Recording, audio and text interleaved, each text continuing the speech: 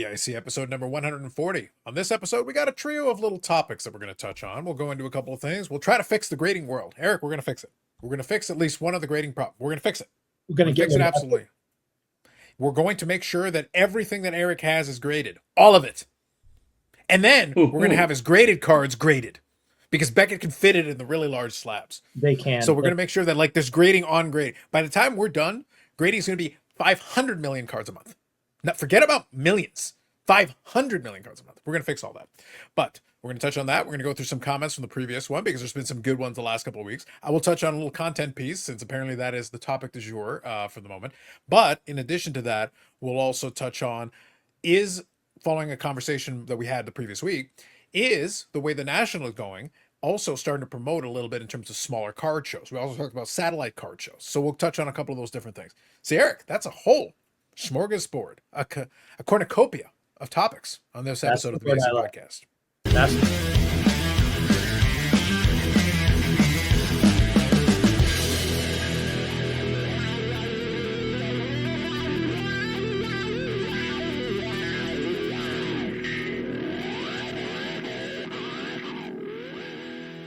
I got all excited because he gave him cornucopia right there at the end. Yes. Under the watchful eyes of Brett Favre, as always. And I thank John, 380's Kid, for acknowledging the Favre, although he did need to roll it a little bit more. We talked about it on the Friday. We got to roll it. It's not just Favre, it's Favre. You got to let it go a little bit extra. But I appreciate the effort nonetheless. We appreciate it. So we're going to get into a couple different things. We'll see how the episode goes in terms of length. It should be about the standard. I'm going to start off with the Silly Card of the Week, and then I want to get into some comments. So let's start off. Silly Card of the Week is brought to us by our friends at AMG Collectibles. AMGcollectibles.ca, AMG Collectibles YouTube channel. Eric will appreciate this because the collector of the scallops, collector of the people, Steve, has informed me that this week, once again, we are heavy in the vintage. There shall be some vintage. It's actually been quite a run of the vintage actually recently. Steve has actually been very pleased. As Eric well knows, Steve's family legacy is in dealing in quite a bit of the vintage, and he's actually been very pleased that listen, I don't know what's going on, Brandon. That Maritimes seems to be a bit of a honey hole for some of the vintage hockeys and baseball. Like, it's very heavy duty, and by the way, it's nice stuff. I'll just tell you some of the images I've got. A little sneak preview. There's some really nice stuff there. You might enjoy it if you do enjoy the vintage. Also, we'll do a lot of the regular things, and I believe this week is SP Authentic. So if you're dealing with the hockeys, one of the key releases of the year is SP Authentic. Remember, you got your flagship, you got your SP Authentic, and the cup. Those are kind of your trilogy of big releases. So that is going to be one of the ones that we're going to talk about. So AMGcollectibles.ca, AMG Collectibles YouTube channel, links in the description. We thank them for supporting the podcast and the channel. Brandon, you wanted to say something? You look like. I just have a serious question. A serious question. What year are we on? 2025, year of our Lord, in theory. And actually, I've got something I'm going to show you guys that also mocks that. But go on. I mean, the SP Authentic, like, are they still behind, or is it going to be 24, I believe, I will double check for you. I think this might be 2025, 26. Let me double check. And I will double check for you. But I think we might actually be up to the latest. Or maybe it might be 2020, 24, 25 still. Ooh, let me double check. I will see if I can locate that information. But yeah, it is a valid question. We just don't know. Yeah, because I'm so lost on it now because they started mashing together where we were like running almost 3 different years of products. I don't even know which ones are released anymore. Yeah, so looking at this right now, it looks like it's still 24, 25. Oh boy, really? Yep. And we're in August. Yeah. Mm-hmm. So that's I'll give you one where they got rid of all pretenses, and it's not as bad as some of the really bad examples we've seen, but even the Fanatics Overlords are not immune to this, Eric. I will share with you guys something in a minute. I'll get into that, but I will say, yes, it looks like it's 24, 25 SP Authentic is what it appears to be here. I will get full confirmation, but I'm just looking at these images, and they're not familiar to me, so I think this is the new one. But I will confirm. We will confirm on the episode.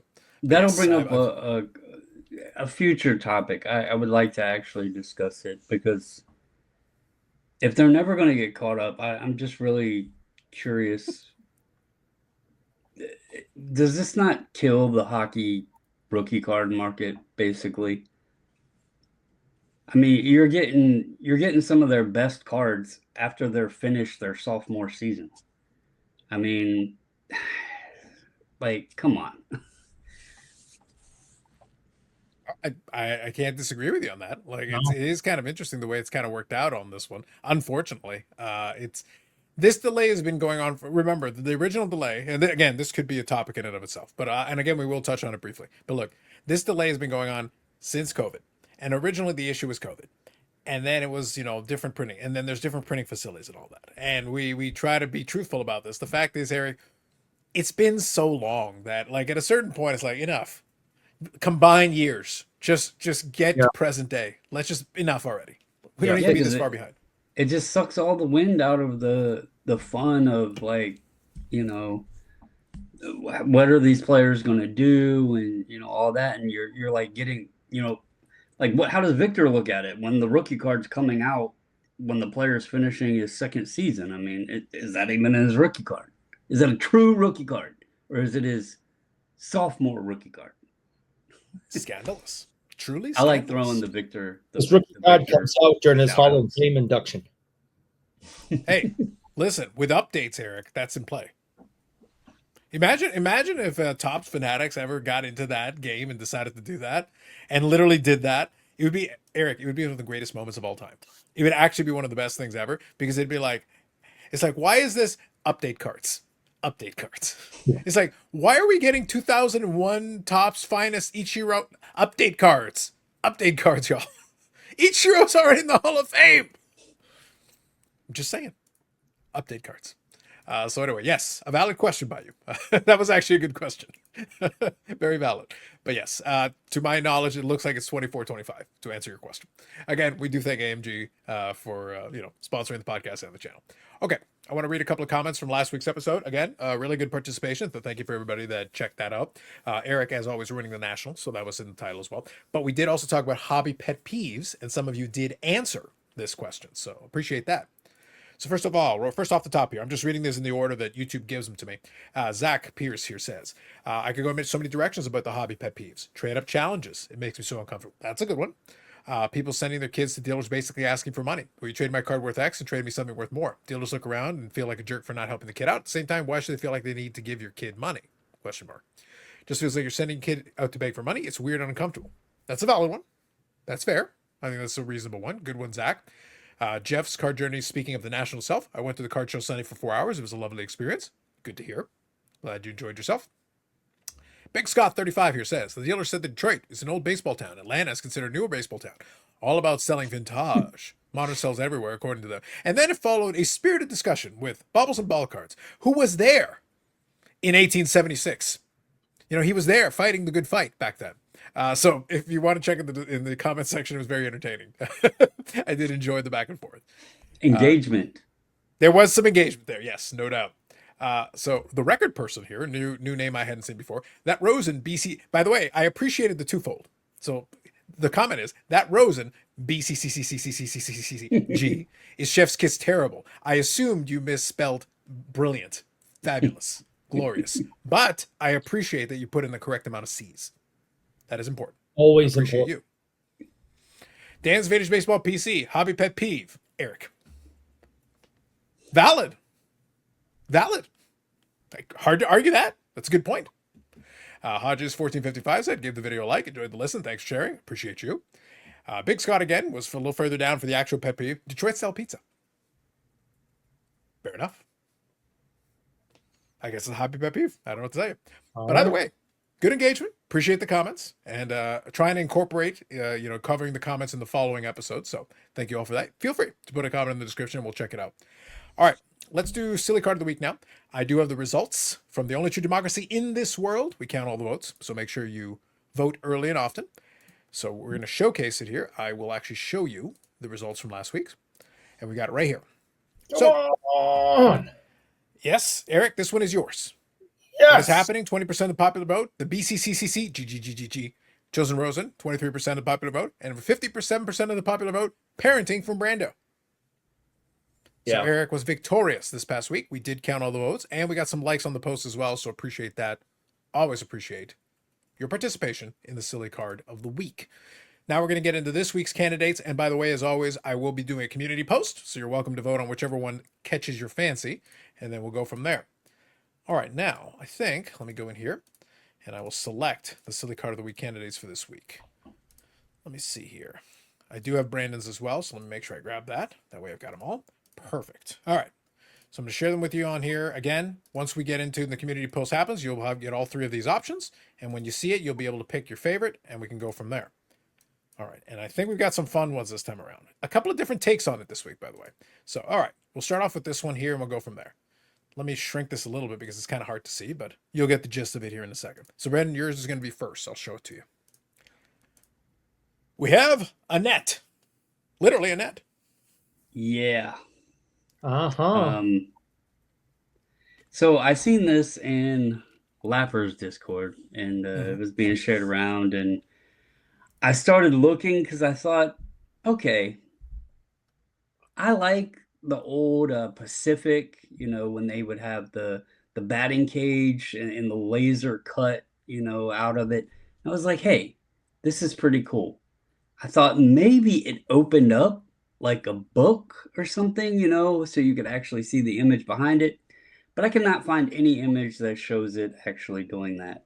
The insert set is called Gretzky's Office. Now, I'm assuming that down there in the bottom right corner, you're supposed to be able to see that. Maybe because there's like the little curve that something pulls out, but I couldn't find any image that actually showed a clear image. So if this is truly the only way to visualize this card, absolutely horrific. Again, chalk another one up for what the hell are you thinking? I just randomly selected this one. They all look this way. This is obviously Cole Caulfield, but they all look this way. And yeah, I couldn't find one that showed the actual image behind it. So That is That's fair. horrible. I do think, based on these type of designs, I suspect it's going to be one of those that you can slide the image out. That would be what I would yeah, think would be the case. that's what I would have thought, but Yep. again, I couldn't find like anything to show the details of it. So, Mhm. and obviously, with the way grading is, this is going to be slabbed like that. So It would be, yes. That is true. Yes, correct. Yeah, it would be. That's right. So yeah. So again, I'll give it the benefit of the doubt. My assumption, an educated guess, I believe that likely you would be able to slide it out. Otherwise, yes, I agree. This is probably one of the poorest design cards I've ever seen because it actually you can't barely make out the image.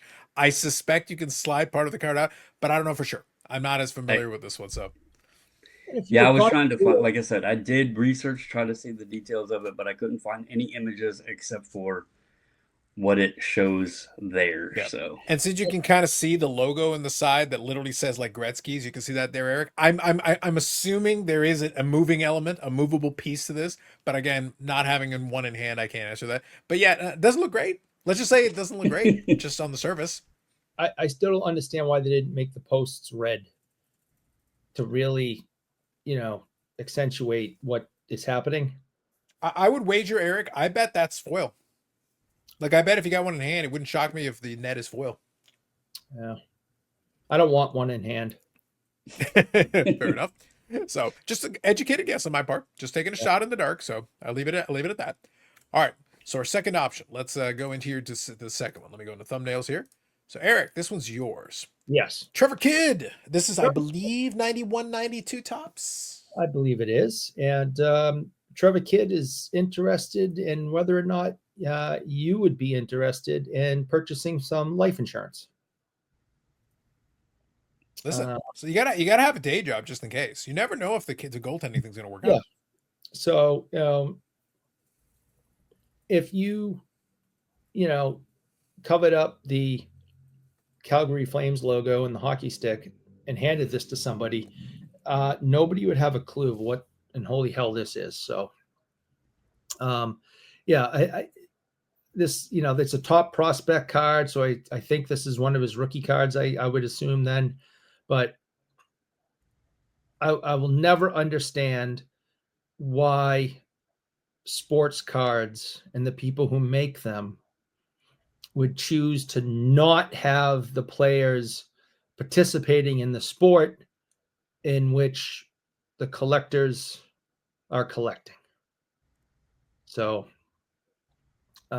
Yeah, every time I see this, I just shake my head because it looks like he's, gonna ask me if I want some life insurance. You know what I'm getting out of this, Brandon? My takeaway from this? My takeaway is Eric is against people having day jobs. Yeah. My takeaway, Eric just said, having the people participate in the sport that they're in, right? You can see the microphone there. Eric, do you not appreciate pre and post game interviews? Like, do you Not on not listen to them? Not on Because sports. this man is doing his job. He is Not on, given an interview. not on I sports. would even go as far as thinking that this could possibly be draft night, and he wanted to look nice for a very important day in his career. And you're just shitting on him. What do you think about that? Not on sports cards. I actually think Eric secretly is offended that the tie is a little askew. I actually think, as the fashion savant that he is, he's a little bit hurt that that knot is a little bit kind of wonky. Well, him It's and not Eric his have best work. similar haircuts, so maybe Eric's mad that he's got his styled, you know? He's got product in his hair. Yeah, I'm that also might be what it is. and for those who may follow the Friday show where we're less mature, it also bothers me that this is someone that name collects. That probably is a bigger factor than we'd like to give up on that. It That may could be a factor. It may be. It may be a major factor of my hatred for this card because it is somebody that name collects. Well, fine. Trevor Kidd will not be doing your taxes then. Do them yourself, Eric. Yeah. Jerk. Fine. So that's Eric's selection. And my third selection here, Brandon, I like to call it Eric going to Dunkin' Donuts. That's what I refer to it as. That's what I shall dub it. So Eric, so a nice, excited look. So it's Eric going to Dunkin' Donuts or Anders Hedberg of the Jets. That They're in is the WHA. a classic. I think I have that somewhere. Yes. You can see he's enthused. He definitely doesn't have the crazy eyes. I don't know what you're saying, Brandon. He definitely doesn't have the crazy eyes, if that's what you're thinking. Yeah. I don't really need to explain this. The best part is, see, Eric, unlike you, I don't need to explain this. No. He's wearing a really tight necklace to be playing hockey. Yeah. Look, with the look on his face, Brandon, his the crazy eyes. At this point, you don't ask questions to this man. You just leave him be. You let him do his thing. And you stay out of his way. So, like I said, Anders Hedberg of the Jets or Eric heading over to Dunkin' Donuts. Same look on his face. He's got one facial expression for taking photos and another facial expression for Dunkin' Donuts when he's about to order the chocolate stick. And it looks a lot like that. That's true. He probably, though, was getting ready to take this photo for the photographer and looked over and saw Bobby Hull's wig fall off. And that was his reaction. Could be. A lot of theories happening on this one. But that is my contribution to this week's Silly Card of the Week. There will be a community post where you'll be able to select your favorite by whatever criteria you see fit. All the votes will be counted. The only true democracy in this world, and that's 7778 OPG WHA, because everything is OPG. 7778 OPG WHA, for those of you that are curious. And that is a real card that you too can own if you wish. That is out there. So have at it. Yeah. Yep. So that sounds good. All right. So we got that duck covered. So look, I'm just going to be honest. In terms of pickups, it's been a good week. I'm going to share two with you. One that has a story and then one that kind of fits in. I'm only going to do one sports card, but I will do one wrestling. The wrestling one has a little more of a story to it. But the key is, right now, my focus is a lot on the wrestling. And that will actually come into play with the discussion about the content piece at the end. Because right now, Dumper Deck released its new AEW metal product. I've talked about it already the last couple of weeks. But now that it's been out there and people are opening boxes, they're getting some nice cards out of it. I did my box openings of it, and people were really into that. It's been actually a lot of fun. But it does play into the discussion about the content thing, because I think there's a point that I can contribute to the conversation that I don't think is necessarily thought of all the time. But I will share a couple. So what I'm going to do, let me put this on the screen here. We're going to do new pickups. So I will show one, and then if you guys have, I know Eric's got a couple, and Brandon, if you want to share anything, you certainly can. But let me share one with you guys first, and then we'll go from there. So let me start off here with pickups. And what I'd like to share here first is this one. Last week, I shared a Chosen Rosen pickup, and this week I've got another one, because I was able to find another one on eBay's. And this time around, I was able to get. And what's funny is, I think Brandon, you might have seen it. I missed out on a flawless card because people went crazy on it. I showed you guys with crazy price on that card. This one was not nearly as crazy, but a nice card nonetheless. And it is from Flawless. So we got ourselves a Flawless dual patch autograph numbered to 25. That other card Nice. went into the hundreds and hundreds and hundreds of dollars. This one, Brandon, was not in the hundreds of dollars. It was more like in the $15, Nice. which is a little bit more appropriate. I think it's probably more correct and more in line with where the price point should be. Just throwing it out there. In 20, yeah, that would have been worth a lot more back then. Correct. Yes, correct. Considering how expensive Flawless is in 2018, Eric, this Yep. would have been substantially more than $15. And he was, Yeah. he was being chased more than Lamar and Josh Allen and Yeah, well, he like was a top 10. He was a Rosen- top 10 guy, and he was playing for Yeah. the Cardinals, which meant he was going to get to play very early. The theory with the team being so bad is that they get more playing time early on. So again, if he was still playing in the NFL, like even if he was still playing in the NFL as a serviceable quarterback, this would be a lot more than $15. Is all I'm getting at. Yeah, I But think as it the is- only quarterback that might have been chased a little bit more than him was Baker. Darnold that had a good run time. too. Darnold also had a Yeah. really good Monday Night Football game where he actually played very well. I think he had like 300 yards in that Monday Night Football game, and it was a big performance for him. And again, the Jets fans are crazy. They hope springs eternal with the Jets. So they thought he would be a guy that they would be able to have. And as it is, look, to his credit, Sam Darnold's still out there. He's still out there in those streets. He might not be like lighting it up, but look, he had a good season. Baker has found a place for himself. Lamar obviously has done the best out of all of them in terms of hardware. Josh Allen though is very good. Really, the chosen Rosen is kind of on the outside looking in on that one. It just did not work out. But for a brief moment in time, he was a top 10 pick, and it's a very nice card. I'll just say it is a nice card. I'm So I'm happy to have it as part of the chosen Rosen PC. I'm pretty sure when I went to Walmart the other day with Yannick, I think the chosen Rosen was the greeter at the door. I'm pretty sure it was him that said, hello, welcome to Walmart. I'm proud of him. I think that's Eric. That's a noble calling. Yeah. It's a noble profession. I, for one, would be very proud of him.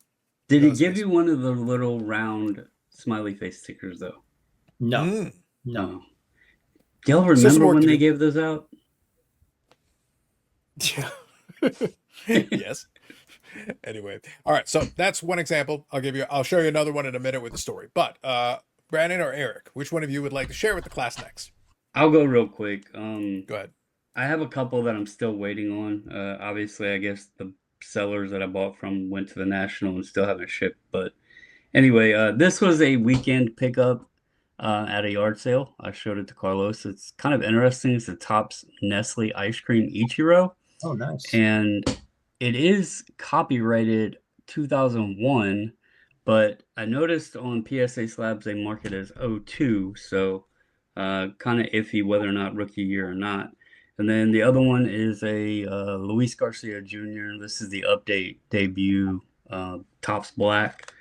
So just a couple fun little small ones. I got a couple more I'm still waiting on.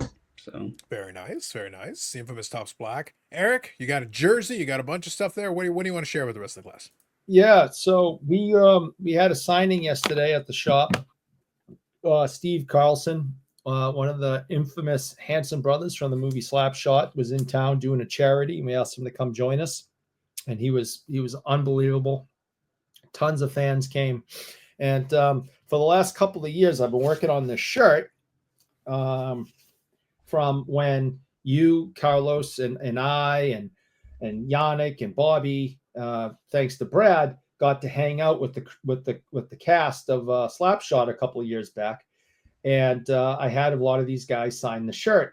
Well, due to some family drama and some legal stuff, the three Hanson brothers do not work together anymore. So getting all three names on something is a little more difficult than it used to be. And so I now have all three, 1, 2, 3 all three Handsome brothers right there on this shirt. And I think that's pretty much everyone that's still alive. There's actually a name on this of a gentleman who just passed away in the last year. So I think I have everybody that still can sign it. So and it goes out and signs with the Slapshot, crew. So that was kind of cool to get that piece done. To have all three Nice. Hanson brothers on there. Nice, nice. So that was fun to meet him yesterday. Again, super nice guy. I also picked up my very first Scotty Bowman autograph, greatest coach in NHL history. I'm working on this set. It's going to be next to impossible. It kind of happened by accident where I ended up with a bunch of the cards and then I kept going. Gretzky has like 5 different cards in that set. And Howe has like 2, I think, and Beliveau has 1 I have to get, and a Bobby Clark, which is, that shouldn't be too hard. And then other than Gretzky, which has like 5 cards, I think I can do it other than the Gretzky cards. So, but I really like these trilogy cards and the window and I was about to say, yeah, one of the key things with that one. So I believe that's 0304 trilogy, if memory serves me. Yeah. And the key thing with that one, so I'll quickly kind of zoom in again on Eric's there.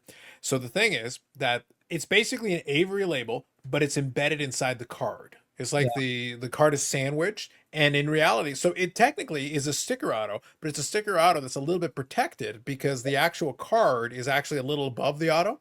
So I actually think if you're going to do a sticker auto, I actually think it was better because that was a case where Upper Deck put a little extra effort into it because you weren't just slapping the label on top. You actually embedded it within the card, which actually kind of protects the auto a little bit. And so I talked to Billy a couple of years ago about these, and he basically said that, they're, it costs too much to do it. So you probably won't see this type of stuff done again. Because just throwing a sticker on top of a card is so much easier and cheaper. So, I wouldn't expect to see this anytime soon on hockey products again because it's not cost effective. But, just as I'm sitting here, I have, the Lafleur that came in like, last week. I got Stan Mikita. I got Bossy. So, and I have a lot more in the bar. I have the ore. So I have a lot of them. Sounds to me, Brandon, like Eric needs to revisit the cost of kidneys. Yeah. I think you can get those Gretzky's. Oh my God. I just didn't really pay attention. I just started picking them up because I liked them. And next thing I know, I had the majority of the set. And then I'm like, I got to look into this. And I'm just like, holy crap. How am I going to afford 5 different Gretzky cards? And it's just, no, I can't. Yeah, the easiest time, I remember guys that were collecting those, and they were also collecting the patches. So they had like manufactured patches, but what they would do is do some patches based on different accomplishments. But then also, and this is if you go back then, they actually had patches that was the player's number. And one thing that a lot of people didn't know, Brandon, is that the patches for the player's number, the print run was equivalent to the player's number. So like Modano has a patch that's a number 9, that's a print run of 9. So if you see it, you're like, actually, that's out of 9.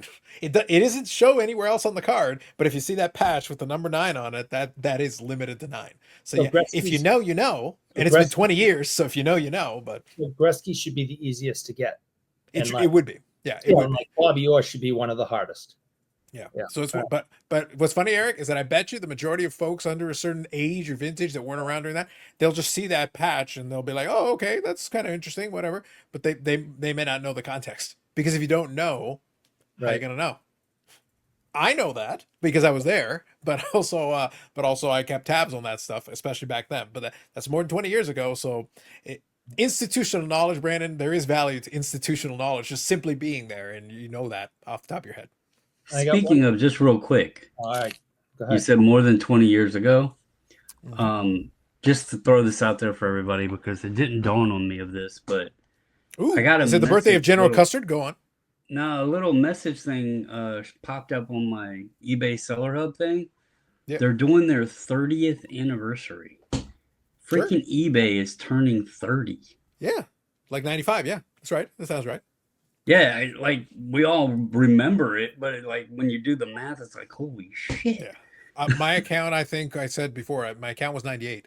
So like I Yeah, wasn't there right that's on when the day one. internet kind of blossomed a lot for people, and Yeah. we had the free interwebs with the dial-ups and everything. Yes. Did So it you was a get lot. the AOL? No, I didn't have AOL. I actually I tried had it. the I did try it. We tried it for one trial month.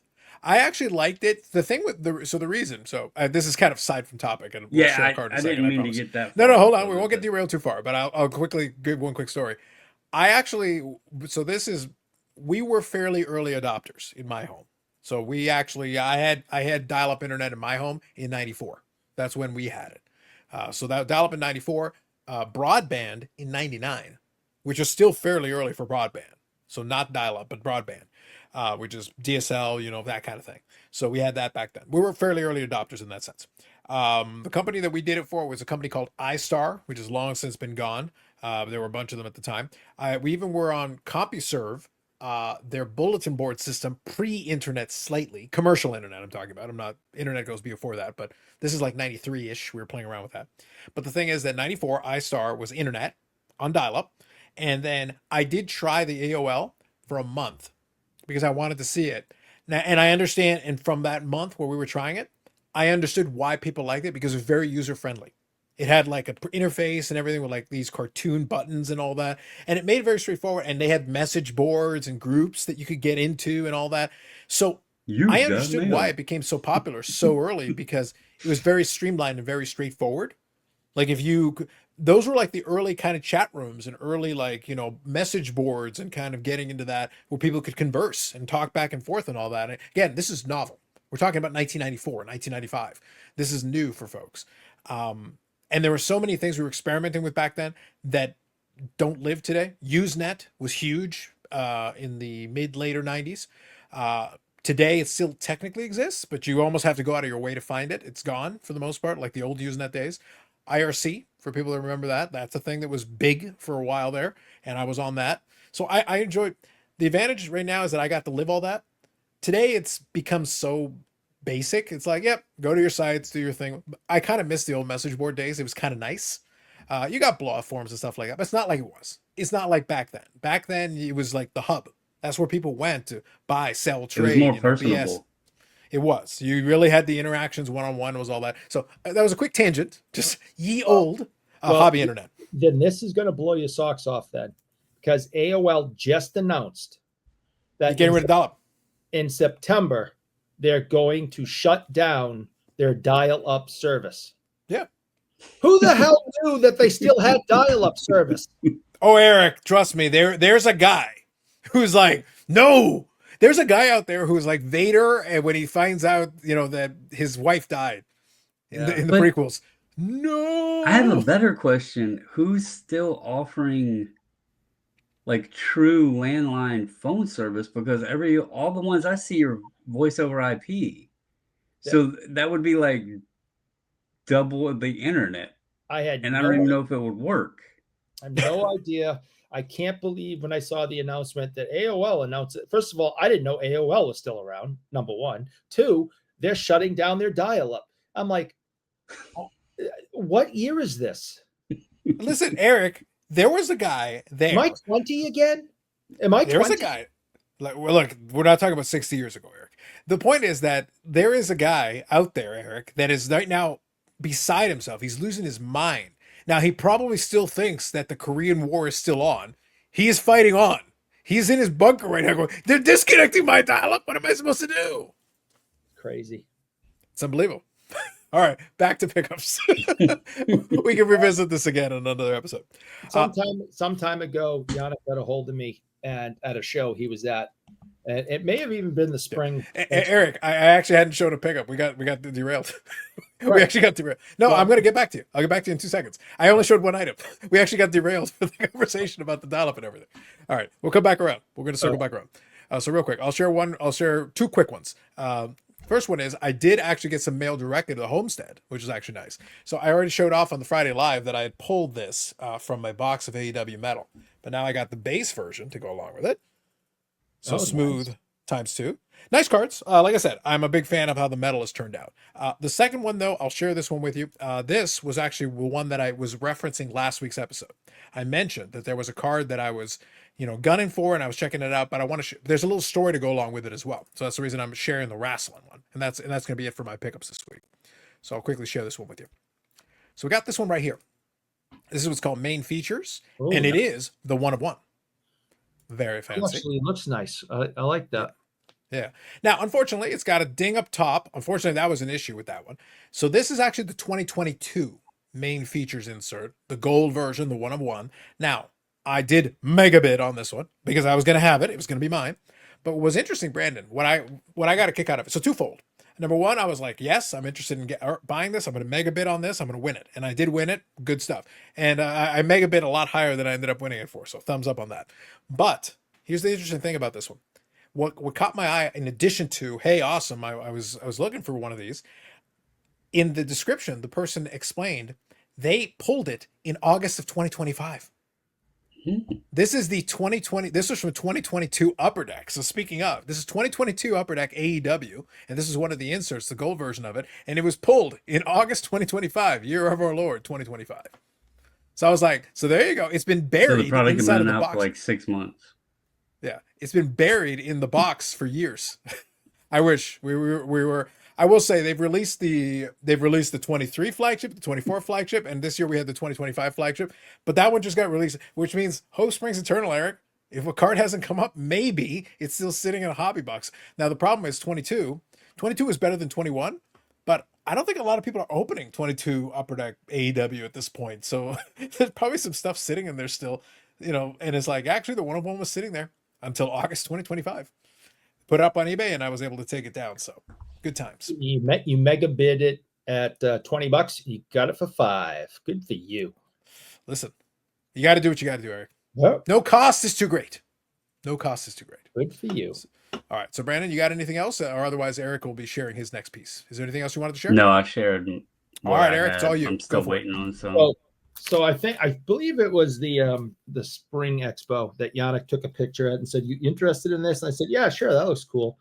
And it is a matchbook from 1980, 81, Bobby Orr, and then he's come in different colors. There's a whole set of them in different colors, and it's graded in this brick from SGC.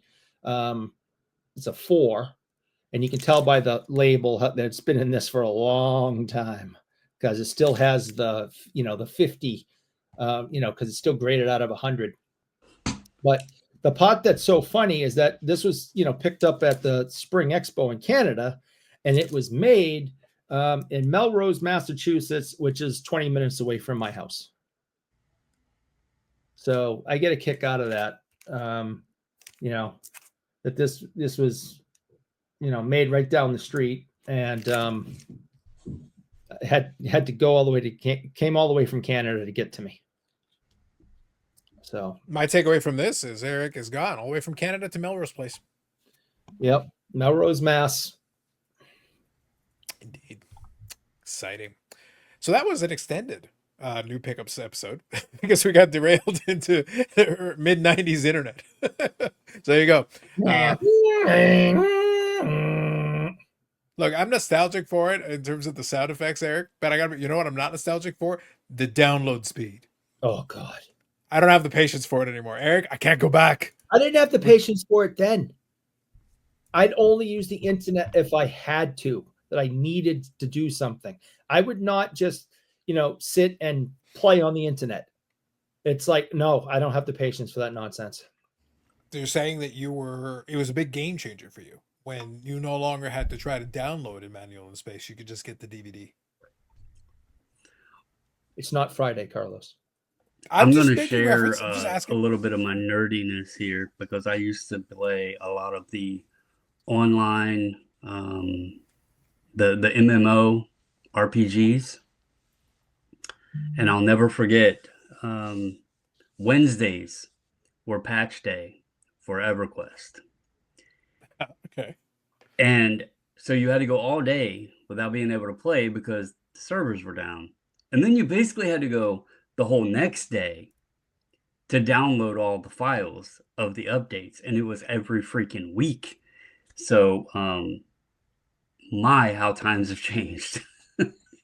I just couldn't do it. No, and then the thing was always thinking, and the whirly bird was going, this thing spinning all the time, and the buffering. No, couldn't do it. Couldn't do it. It's like if I absolutely had to go on there to do something, that was the only way. I just hated it. Tough times. Truly tough times. I had more patience back then, Brandon. I was a younger man and a more patient man in those days, but not so No. much anymore. So just real quick, your little story about the 101 and how it's been sitting in a box. I just went on because I was curious. People know I've been chasing a card for 8 years now. That's from a 2014 product. I don't know that I'll ever see that card because I just went online and hobby cases are $2,200. And I don't know of anybody in that set that would even come close to being worth $2,200. You had the Chris Bryants, and there's like one or two other decent players, but that product is pretty bad. So I'll keep my hopes, but I don't know that I'll ever see that card. Well, that's it. Like I said, for me, given the niche nature of it, the fact that it was still sitting in a box does give hope for some of the other chases, for some of the other stuff in there that I'm still looking out for, and some of the other stuff that I haven't seen. So it's like, so it says maybe maybe Brandon, there's a chance some of those other one of ones for some of those other series that I haven't seen a copy of anywhere. Maybe there's a chance that they're out there. So it was kind of a surprise when I came across that one. I was like, oh, I gotta have it. I can finish my rainbow after all this time. I don't worry about it at the end of the day, but it's nice the idea of down the road here. It's getting shipped over, and then once it gets shipped over, I'll have it ship my cards, and then I'll send it. I also have a ComC order that I grab some cards first, so they're going to be consolidated in. But my next mail day is going to be a good one. I'm going to have that as part of that mail day, so that's going to be awesome. So I'm looking forward to it. That's going to be fun for me. But like I said, it was our most extended pickups segment that we've done on this program so far. Anyway, so like I said, my focus has been a lot of the wrestling, to be honest. That's been where my focus has been because the new series came out, so I'm trying to fill in that checklist, and I'm making good progress on it for sure. All right, I got a kind of a quick side thing before we get into one of the main topics here. This one just made me laugh. We talked about how the idea of the delayed product release, Brandon. This one's a good one though. Can I interest you in some Topps Chrome boxing? I seen them talking about that earlier. Apparently that stuff went out of stock in like minutes. It sold out fast, and I guess boxes are selling for like $250 on eBay right now. Yeah. But here's the thing. This product, so this article right now, I'll include a link in the description of this. This article has been updated. Like it's August 8th right now. This article has been updated. But the thing is, we're getting the details. This is 2024 Topps Chrome Boxing. Why not make it 2025? We're in August of 2025, the middle of August 2025, year of our Lord. Eric, 2024 Topps Chrome Boxing. Even the Fanatics Overlords are not immune. Why don't you just call it 2025? That's what it is. I guess for the same reason why, Upper Deck isn't doing that, because they actually have people that buy this product, and they will be in an uproar that it went from 2023 to 2025. Because I don't think you're gonna have the same uproar when in reality, like this is the first line here. Topps hasn't had a boxing set since 1951. Like this is literally their return to having a boxing set. And I'm not going to get into all the details of it. There's some interesting stuff there, like a Oh, Floyd well, Mayweather 1-of-1, And whatever. I take back what I said because I Yeah. didn't know The- that. You could And, make it 2025. Like there's nothing stopping you. and I You can say call it that- whatever you want. I say that's stupid then. Yeah. Here's an Oscar De La Hoya Helix card. Like for something that hasn't had anything, here's a Mike Tyson autograph, a Tyson Fury autograph. Like I'm sure there will be interest in this stuff, no doubt. Like it's not like they don't make boxing sets every year. If you I can know get one of the Paul autograph boys has a card. Yeah, What is go ahead, it? Eric. Jake Yeah, I think or he's the one doing Logan? more boxing. I think Jake is the one who does more boxing. Logan's done Yeah. it, but I think Jake is the one who does more. I seen he was on the product sheet. Yeah. Go ahead, Eric. You had a question? well, I was, people will go after a Tyson auto. They'll go after, like a Sugar Ray Leonard if he's in there. They'll go after the greats. Floyd Mayweather. Oscar De La Hoya. I mean, they'll definitely go after their autos, and people will pay for them. So there might be a run on them. Yeah, it was just worthwhile to me to mention that for Sure. them coming back into boxing for the first time since 1951. But Yeah. then we're in August of 2025 and you still call it 2024. If that just like why? That seems silly because they had it all printed out. Who cares? Just put 225 on the front of the box. Like, no, who's going to challenge you on that? No, but they had it all probably done and ready to go a year ago, and then something happened with the printers, and they had to sit and wait on it. Which is ironic since Fanatics owns the printer. Yeah, Fanatics actually owns the print. Brandon, they own the printer. they can get it printed. They have the power to do that if they want to. I just thought it was funny. I got a kick out of the fact that the first Topps boxing set since 1951, and somehow it's still 2024, even though we're in August of 2025. I can't explain it. I would love for someone from the company to explain that. It's just it blew my mind. I was I'd like, be all right, curious. I'd be curious to hear what they had to say about that. Mm-hmm. Absolutely. We're almost getting to the point where they should just wipe the year off. Just call make it it up. Topps Chrome Boxing or Topps Chrome Boxing. NHL whatever. Like Yeah. Yeah. So moving on here. So I just wanted to touch on that briefly since I just thought it was funny. It's Quickly fun. moving on here. I've got an article that I will share from Sports Collectors Daily that actually plays into what I said. As I mentioned, it plays into a discussion we had on Friday. By the way, really great participation on Friday. We had a lot of people actually participating in the chat this past week, so it was very good. Big Scott joined us, and we had some fun with that. So it was good times. This article from Sports Collectors Daily kind of poses a question. And like I said, I'll kind of touch off of it and touch on it a little bit differently. It says smaller card shows thrive in the era of big business. And it's written by Steve Flynn, Sports Collectors Daily here. I'll include the article. And it's talking about the idea of the contrast to obviously the national show that just happened. And a lot of these smaller shows that are starting to get a bit of a boost in larger size because of it. And it's just asking the question. Because not everybody can go to the show. And we were talking about on Friday how it's become a lot more corporate. It's become a lot more expensive. It's like an expensive vacation and all those things. And we also, kind of a side note, which will play into this conversation, on Friday we talked about how like the soccer card show was a show that somebody decided to set up separate from the national with a bunch of dealers who couldn't get tables at the national, but they were able to get dealers at the show. And from what we understand, this soccer card show had like 200 tables. This is a satellite show outside of the main national. But then one of the comps that we use, kind of talking about this, was the idea of kind of WrestleMania. So I'll bring in the wrestling into it for a second. WrestleMania, and I'll quickly reiterate what I said on Friday. WrestleMania has become kind of a festival of wrestling. WrestleMania is the main show that people are out there for, but people will go and take a trip. They'll make a trek out to go do the WrestleMania show. But then there's fan events, then there's fan access, there's all this other stuff.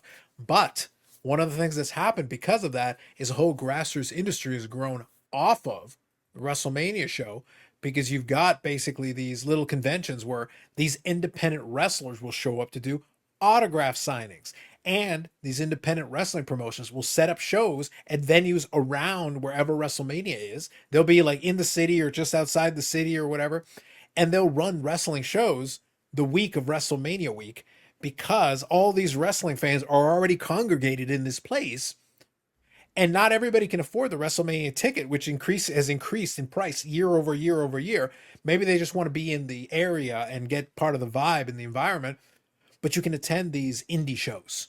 And there are some good wrestlers there who are known names and whatever. So all of a sudden, these promoters are booking wrestling shows all through WrestleMania week because they know they've got an audience that's already keyed in vendors who make custom wrestling belts and all this stuff. There's a whole cottage industry of these businesses that are suddenly setting up shop all around WrestleMania, that location, wherever it's going to be, because they know there's business to be made. Does the National become like that? That's kind of the question that we posed. Because maybe the National gets a little bit too expensive. Maybe it gets too corporate. Maybe the overreach of shutting down trade nights and preventing you from doing these events and whatever. Maybe people are like, okay, look, I'll go down. I'll go visit the National for a day or two. Oh, I'm a big soccer card fan. Maybe I'll go over to the soccer card show because all the dealers have soccer cards. And I posed the question, what if a TCG promoter did the exact same thing? You don't think a Pokemon's show could do 150, 200 dealers over on the side, separate? So you know what? Maybe I don't need to pay Brandon for the National table prices. Maybe I can still sell my wares with a bunch of people that are already in the area that are into this kind of thing. So thoughts? I mean, the first thing that comes to mind already is look at how big the trade nights have gotten. And you know, they're coined and phrased as the term trade night, but it's basically people set up at tables, you know, individual attendees set up at a table trying to sell their stuff. You know, there might be some trading in general going on, but it's just another example. It's like a side show. And it's one reason why the hotels have had to put, you know, their foot down on what goes on in the lobbies and everything because of how big they were getting and how out of hand it was getting there. So to think that, you know, the soccer, it sounded like the soccer show did very well. I would bet that if somebody had an area that they could pop up 200 tables, reasonable priced, they could get traffic. I guarantee you, people would leave the National. You know, that's a massive show. It's very exhausting. Maybe they take Friday and break the show up. They go in the morning maybe to the National or whatever, but they're like, you know, I've had enough. I need a break for the rest of the day. And they go over and swing at that one. $5, $10 entry fee, smaller show, can find stuff, not as crowded maybe. Who knows? It probably could work. Yeah. Part of the reason I'm asking the question is that realistically, it might not be what the National folks intended. They could have indirectly created this opportunity. But a quick side note, and this is kind of a separate question. So the first question was, can this maybe create a vacuum because the National has become so expensive, because it's become so corporate, it's got all this stuff. Maybe as they drive a few people away, but there's still a destination. Again, it's still the National. There's still a draw to that. But what I'm getting at is kind of touching on what Brandon just alluded to. Somebody could go to the National for a day or two and then maybe capitalize on some of these side shows as part of that, their whole overall week experience.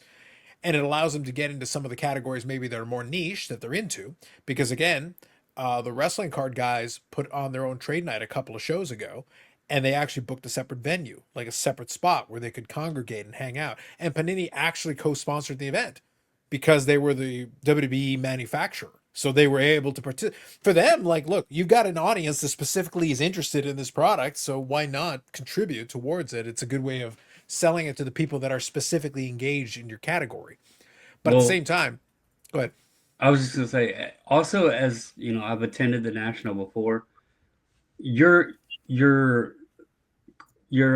sports or genres such as wrestling or soccer or even hockey, you know, a lot of maybe F1, that could be another one thrown in there. But some of the smaller like categories that are out there, a lot of that stuff gets swallowed up because the show is so large. That kind of stuff it might be, you know, a dealer here or there that might deal in a specific category like that, but you're not going to see much of it. Like you really have to hunt. And if they can say, hey, the Nationals going on, we're not the big dog, we're not the main stage here. That's going to obviously be baseball and football and stuff. But if we set up close by and we do well enough on advertising and say, hey, this is going to be F1 specific or soccer specific or hockey specific, you know there's folks going to be there that are looking for those cards, and they know where they can go and find them instead of having to hunt a massive crowded show. I think it's brilliant, especially for those smaller niche pockets that get swallowed up. Yeah. Well, that's Yeah. exactly kind of the reason I posed it. So go ahead, Eric. I got a follow-up thought, but go ahead. Yeah, I know. I totally agree with that. If you're in town and you like specific things, just for an example, obviously I like hockey, right? And I like vintage hockey. There's not a ton of it. There is a very small percentage of it at the National. So I go, I spend a whole Saturday there. I meet up with my hobby friends. I up and down the aisles, barely see anything I like, maybe buy a couple of things. And then I find out that down the street at the local high school, there's a 50 table show that's all vintage hockey. Where am I going on Sunday? Am I paying another? I honestly don't know what a daily ticket is at the National, but it's more than that's going to be at this imaginary high school, right? Do I go back? Yeah. Do I go back and pay X amount of money? North of $25. I know it's more, but I don't know exactly, and I don't want to just throw out numbers. So, or do I go and pay $3 and walk into this high school and have all this vintage hockey there, which is my passion and my enjoyment? I'm going to the high school on Sunday. So I think it definitely works. I think it's a smart idea. And in all this talk from Friday until tonight and talking about this, I keep going back to this scenario that used to happen. Do you remember what used to happen for many, many years during the Baseball Hall of Fame induction? What was going on down the street every year? Do you remember? Down the street from the Hall of Fame induction. Yeah. Well, I wasn't paying too close attention to it. I assume there was like a show or kind of a fan access thing or whatever. There was Pete Rose every year on the street from the Hall of Fame, line around the block, signing baseballs. Pete Rose, sorry, so many hits, hit king. Sorry, I bet on baseball. Next, and he would go and the fans would go. They weren't over at the Hall of Fame doing, some kind of, throw the ball and see how fast you can pitch, or it could be going into a batting cage or going through the exhibits. No, they're down the street meeting the hit king, getting his autograph. And he did that for years and made, God knows how much money off of it. So it's not a new idea for people to show up at a major event and be down the street offering something else for the tourists. It's not a new idea. Yeah. Well, I think it goes double, though, when you've got an event that already, to everybody's admission, has become a lot more expensive. It's become a lot trickier to put the pieces together the way it was before. So why not? Like, the selling point is, why not take advantage of that fact? And like I said, for me, I think what's going to be interesting for me is going to be that I think for some of those folks, it's simply going to be too good an opportunity to miss. And then again, you can have your cake and eat it too, because maybe if you are in a more niche pocket, a more niche category, there can be those specific. That's why I gave the TCG. To me, if the soccer one worked well, which it looked like it did, the TCG is a slam dunk, because we talked about it. And as it turns out, because there are so many old time dealers there that are not doing Pokemon and all that. So you have got 120,000 people or whatever. You're telling me that you couldn't sell Pokemans to some of those folks? Yes, you could. 100% there would. So if you're setting up, Brandon, you could probably set up a 250 table show on the other side there if you got a venue nearby, and it would probably do very well selling the Pokemans.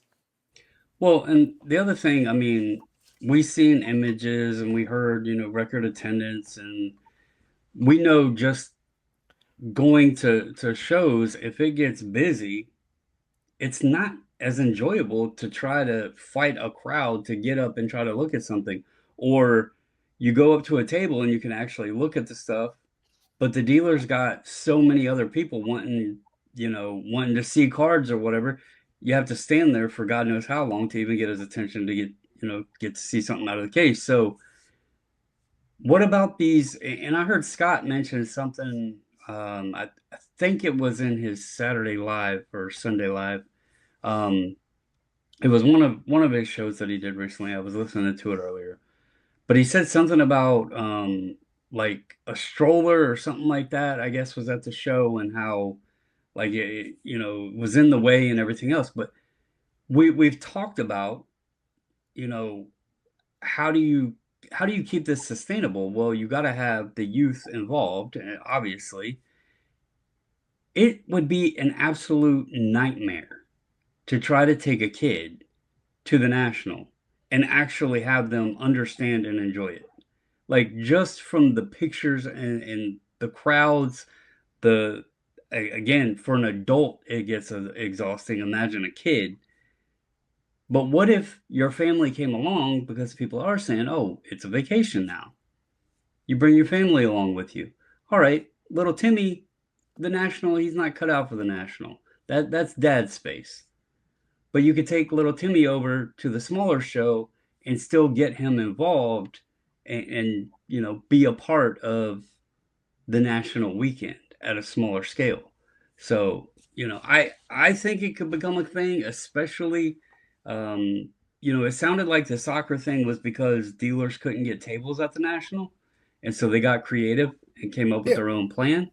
Mhm. If that becomes a thing, if the national is not accepting of some of the smaller niches, or whatever, newer dealers in smaller niches, hell, create opportunity for yourself. So, No, for sure. So, kind of the second half of that question is, so if that does play out, again, I could definitely see a scenario where it could become a thing where some of these entrepreneurial folks kind of take advantage of the situation and make it happen. I'd argue it's not necessarily a bad thing because I think the national doing as well as it's done, let's say 120,000, whatever people, let's just call it that.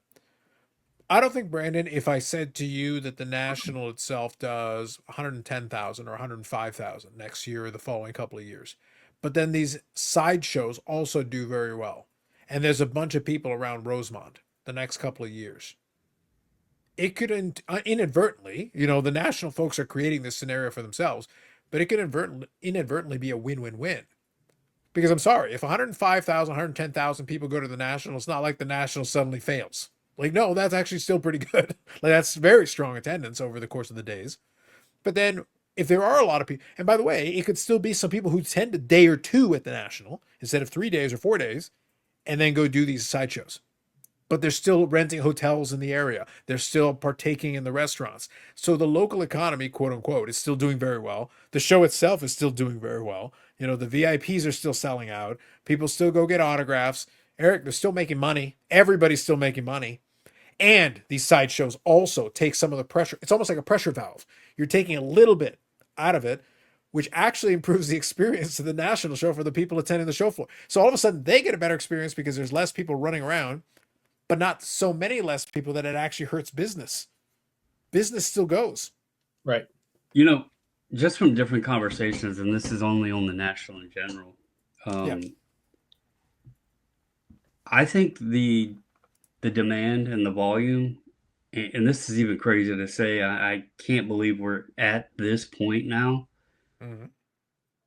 but I think a lot of it is going to be dependent on the back of how long these repacks can stay, you know, a thing, popular. Because I think a lot of your attendees know that they can go there, and pretty much everyone that is walking through that door, most of them has got stuff to sell. And with these repacks being as popular as they are now, we've seen Jeff's post. Um, I listened to his video with Ryan Card Collector 2 about the buying and all of that. There was a lot of buying being done this year, which helped alleviate and create funding for a lot of the attendees that had brought stuff. It was probably this year was probably the easiest way or the easiest year to sell cards with the amount of people that are buying and creating these repacks or supplying these repacks or whatever. So if that sustains, then I can see the show continuing to grow. But if that has a pullback, I don't know that you see it sustain as large because I think a lot of the draw is the liquidity of a lot of the cards today because of the amount of buyers that are involved. So that's just something to keep an eye on in the future and see which way it goes. And hell, it might even become bigger. We have these vending machines now that they do an instant buyback or whatever. So who the hell knows what the next trick will be? So Right. No, I'm with you. I think that makes sense. Like I said, for me, it's just kind of posing the question. We don't know what the final result is going to be. But the question, and kind of you understand what I'm saying with this one, Eric, the question still comes down to me, it almost feels, it's almost like the free market here, quote unquote. I'll just use that as in quotation marks, the free market. The free market's almost going to solve the problem here for us. Because the reality is that if the national becomes too big and suddenly other shows branch off of it because those dealers can't get tables, but those dealers are, I'm not going to say collector centric tables, but maybe they're more in line with kind of more of a collector centric style. I'm just using this as a point here. But if they do, if you can get into these side shows and it's $5 entry and you can go check out some bargain bins or whatever, and these dealers maybe have stuff you're looking for. Again, if I'm a big wrestling fan and they come up with like a wrestling non-sports show to the side of it, yeah, I still want to go to the national. I'll attend a day or two, but I know that, RBI Crew 7 is going to have a lot of wrestling. But after I've checked out a couple of these spots, there's a show on the side that is specifically catering to this genre, specifically catering to this niche. And I can go there and like every dealer has some wrestling, every single one of them. So I can have my cake and eat it too, and still hang out with my homies, and all this becomes a thing and it becomes a destination. Eric, we could get our cake. We could have our cake. We could have ice cream cake. All the ice cream cake. With a chocolate stick on the side. Oh, we win. Oh, we all win. Everybody wins, Eric. Oh, that sounds good. So I'm just proposing it. And Brandon, I'm just asking a question. I am just simply stating, is it possible that ironically by the national pushing people so hard, they created a better version of the overall situation? You think the hotels are going to complain if they don't care who's booking the hotel rooms for whatever.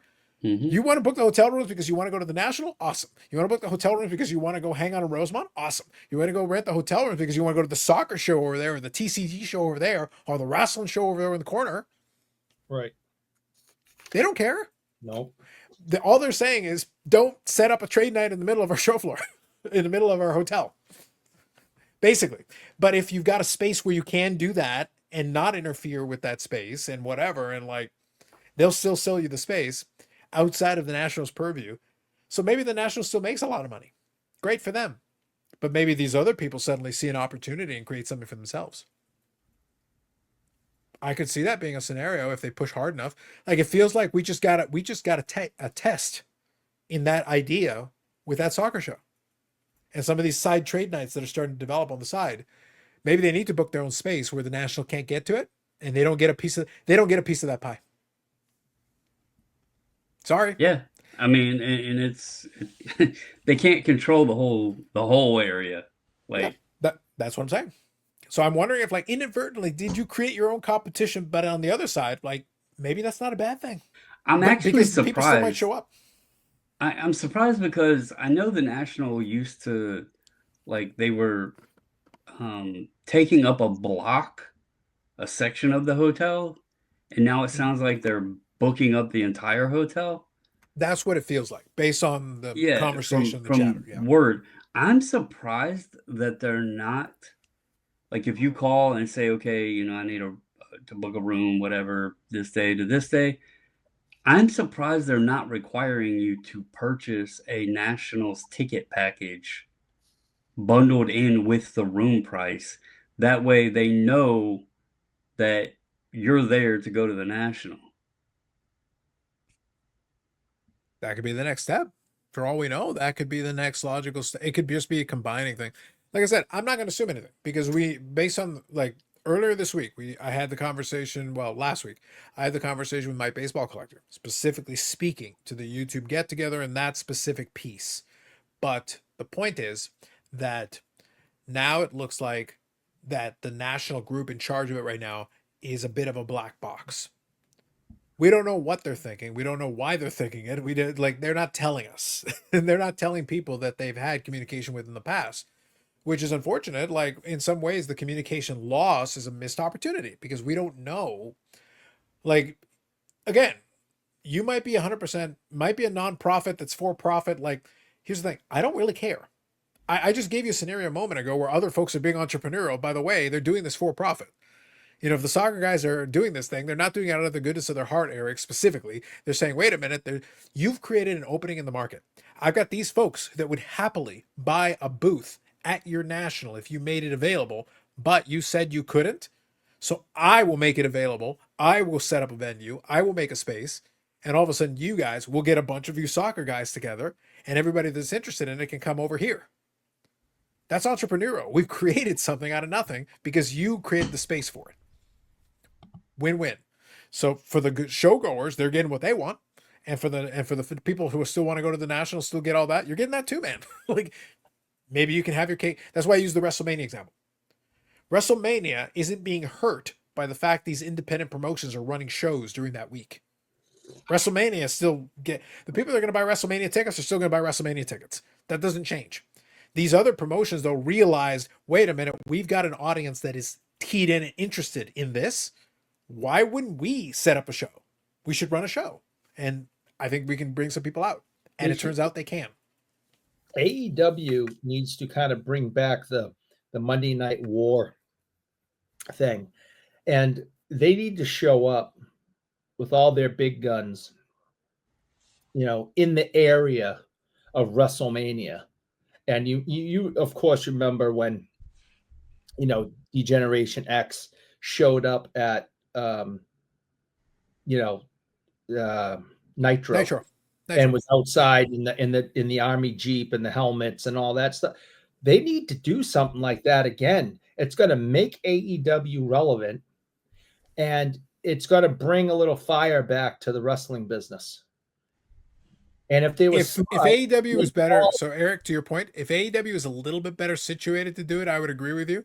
But right now, Tony Khan and those guys, Tony Khan is not the. I'll say to you like this: I don't disagree with your premise, and there's a lot of people that want exactly what you just said. The problem is, you remember in The Godfather, there was the consigliere and then a wartime consigliere. Tony Khan is not a wartime general. So the problem is, you want him to go to war, but he's not the guy that knows how to go to war. So the reality is, it's actually better for him not to. If you had somebody else doing that piece, or if he put somebody else in charge who was more of a wartime kind of person who could play that game, yes. Because WWE, even though the fans don't realize this, WWE is as vulnerable as it's ever been because they're not putting on a good product. And even some people who watch the product don't like the product, and there's an opportunity there to be exploited, which, by the way, it's a good segue into what I'm going to get to in a second. But I'm agreeing with Eric on principle, but I'm just saying there's a challenge there. I'd add, if possible, for Tony Khan to get in touch with Triple H and Stephanie and say, this is going to be good for both of us and the business. Let's, do this hand in hand. Instead of just doing it off the cuff and pissing WWE off, get it set up behind closed doors and get that fire back in the business. That's what I would recommend, but that's a good idea. But in advance, on behalf of Triple H and Stephanie, I will tell you, good plan. How about you just go die in a fire? Yeah. That would be their response. And probably not that politely. No. That would probably be the response. But I don't disagree with your premise, but I don't think they're situated well for that. But one quick side note, though, since, like I said, it segues well into what I was saying. There is something to be exploited in the marketplace. We just talked about a moment ago how some of these sideshows could exploit what the Nationals created. They've created a gap that somebody can fill. Here's a segue for you, Brandon. Get ready for it. What about exploiting the gap that Collectors has created with the changes at SGC? We want to talk about CGC here for a second because we were chatting about this before we hit record. So here's topic number 2. Hope you guys enjoyed. That was topic number 1. Here's topic number 2. Specifically, we like CGC to varying degrees. We think they've done a decent job. There's a lot. I like the holder. I'm a fan. I think the current label itself is fine. I've literally had cards graded through ComC. I'm very pleased with it. Brandon has specifically gotten cards done with CGC. It's fine. We would love for them to, and they're well capitalized, and they've got other grading arms under there. They're a lot closer to Collectors than SGC was in terms of that because they've got multiple branches underneath the overall arm. They're extremely well capitalized. BlackRock, who is kind of their backbone, has over $200 billion in market cap. They've got a few bucks. They got a few nickels they can rub together if they need to. But why haven't they capitalized fully on it? Kind of going back to what Eric was saying a moment ago about the idea. It's not that they're not capitalized. It's that they don't seem to have a cohesive plan to really push forward. Because right now SGC is still there. It's going to be a couple of months before we see what these changes, SGCP going away and all the rest of it. It's going to be a couple of months before we really see it reflect in the numbers. But somebody like CGC would be primed to really take a strong hold at number 2 and really position themselves to really challenge with the money they've got and everything else. If they could take care of one specific issue, and it's something we were talking about, turnaround time. It's about fixing the key takeaway. Because again, resale value and all that is obviously one thing that has made PSA and Collectors, put them in that strong position. But one thing at a time. If you fix the turnaround time so it's consistent, so it's solid, and we were talking about it and we positioned it in our, well, I'll just say, in my opinion, and I think the guys agree with this, in my opinion, if a grading company that was considered legitimate could provide a bulk rate, whatever that rate is, that's reasonable, and you could turn it around in about 30 days, give or take, 4 to 6 weeks is what I said, but let's say about 30 days, consistently, and get the cards back to people, and the price was reasonable for bulk rate, I think they would do just fine. Thoughts? So I shared my thoughts with you guys before. Obviously they're running a 25% off sports card special, grading special until August 22nd, which that's great. And the code is new fave, and their advertising is, come grade with your new favorite grader or grading company. Obviously, this is trying to market themselves to pull some of the audience away that may be questioning which direction they want to go with the SGC changes. But there's one big issue. So I submitted cards. It was May 22nd was when there was 2 separate invoices. I split a 400 card order up into, it was actually 201 and 199. I meant to do 200 and 200. But anyway, one was received in the system May 22nd, one was May 23rd. At the time of submitting, the turnaround time said 35 business days. Not bad. You're falling right in there in that 4 to 6 week window. So sent them on. Then it changed to 45 days. Okay, still not terrible, but what the hell's going on? We see the Otani thing where they got 100,000 of those 50-50 Otanis or whatever. Mm-hmm. I really think that screwed them up. Now, I'm not sure if it is backlog demand or the company in itself. Like, I've experienced an issue where I sent stuff in and they didn't have the material to even do the grading. So I don't know if maybe they ran out of holders. It's possible. But anyway, that turnaround time now has jumped to 65 business days. I did the business day calculator on the orders. They're sitting, my 2 orders are sitting at like 55 business days right now. And again, when I submitted them, it said 35. You know, who is to say that it doesn't jump to 75, 85? Now, like I told you guys, and we all would agree that right now for a grading company, this is the time to capitalize. You have a Yes. company that grew, they got a lot of respect. Believe me, you know, I submitted with SGC for over 5 years, but there's a big transition going on. And the thing, you know, yes, people like the tux. Yes, people like the consistent grading and all of those things. But anyone would be bullshitting you if they told you that the turnaround time and the price point wasn't a huge factor of what drew them into using SGC. Pete making 5 to 10 business days and sticking to that, coming out if there was, you know, getting behind a little bit to say, hey, you know, we're a little slower right now, but we're going to correct the ship. All of that is what drew them to where they got to, especially in the sports card market. CGC is sitting here riding a broken ship where they're getting further and further and further behind, it looks. They just came out of the National. I don't know what kind of demand they got there. I seen, you know, it looked by some pictures taken there wasn't a lot, but they did do on-site, so maybe there wasn't much carryover from that. But the point is, you're trying to capitalize, and now you're trying to ask for demand, but you're already in the hole. Mhm. And to me, this feels like it's ass backwards to do it this way. And I actually think if they do get some demand off of this, it could potentially hurt them more than help them. Because we know people have a short leash when it comes to the grading and turnaround times, especially. People send stuff in and it takes several months. Well, you had your shot and you just lost it. So I don't know that. I don't know what the overall thinking is. I get the idea, but the execution is very questionable. Mhm. Right.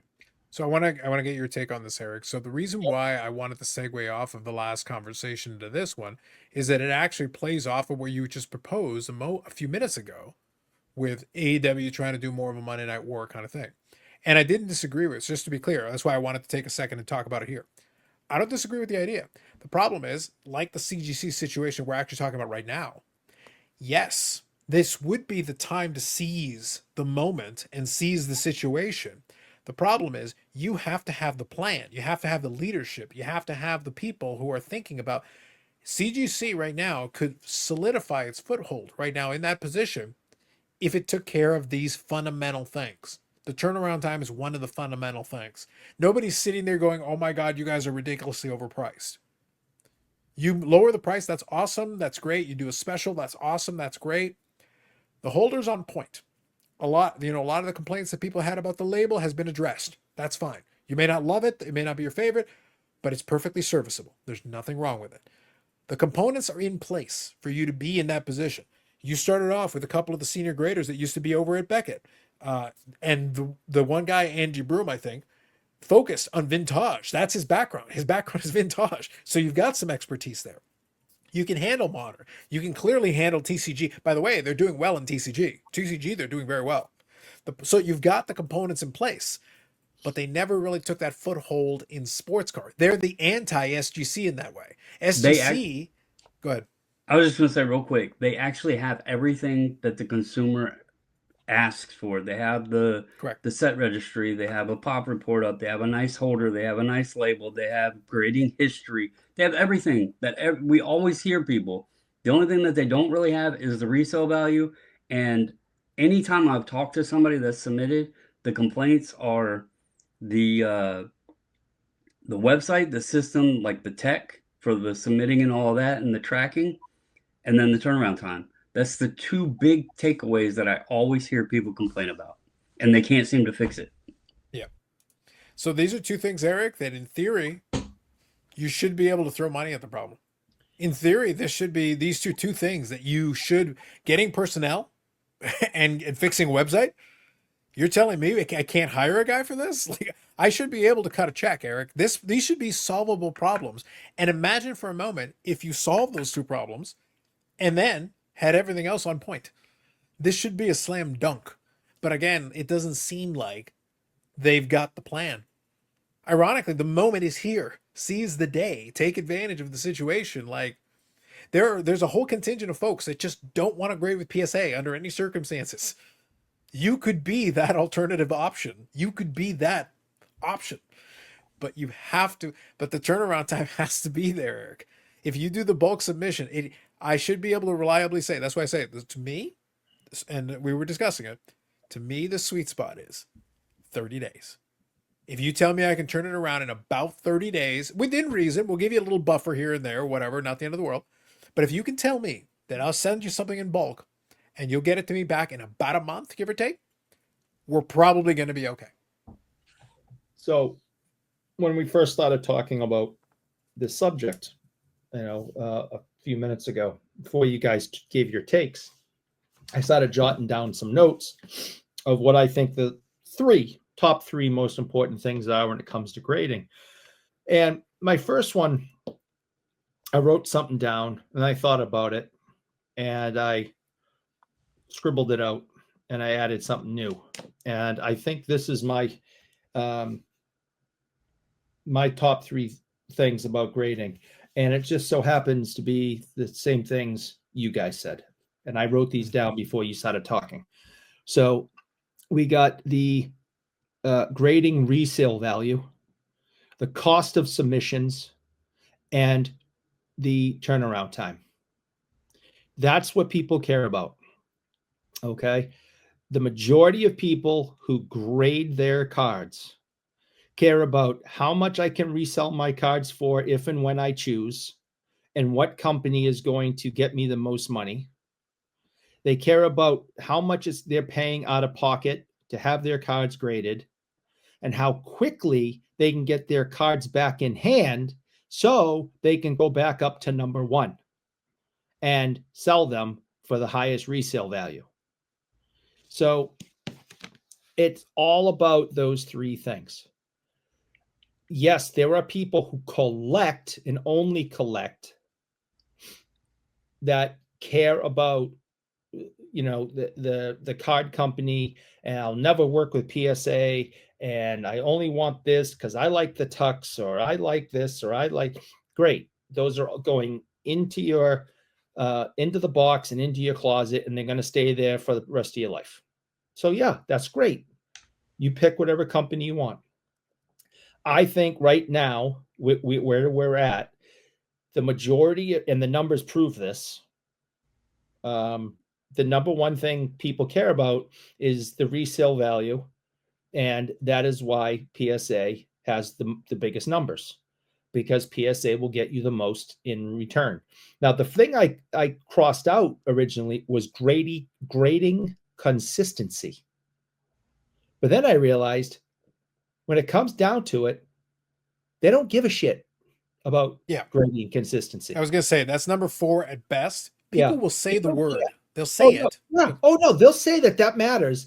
And this company gives you better grades, or this company's got good consistency, because I grade my own cards first. And, they're usually right on. No, bullshit. They want, which company can I flip my card for in their holder and get the most money back is the number one thing people care about. And the numbers prove that going to PSA.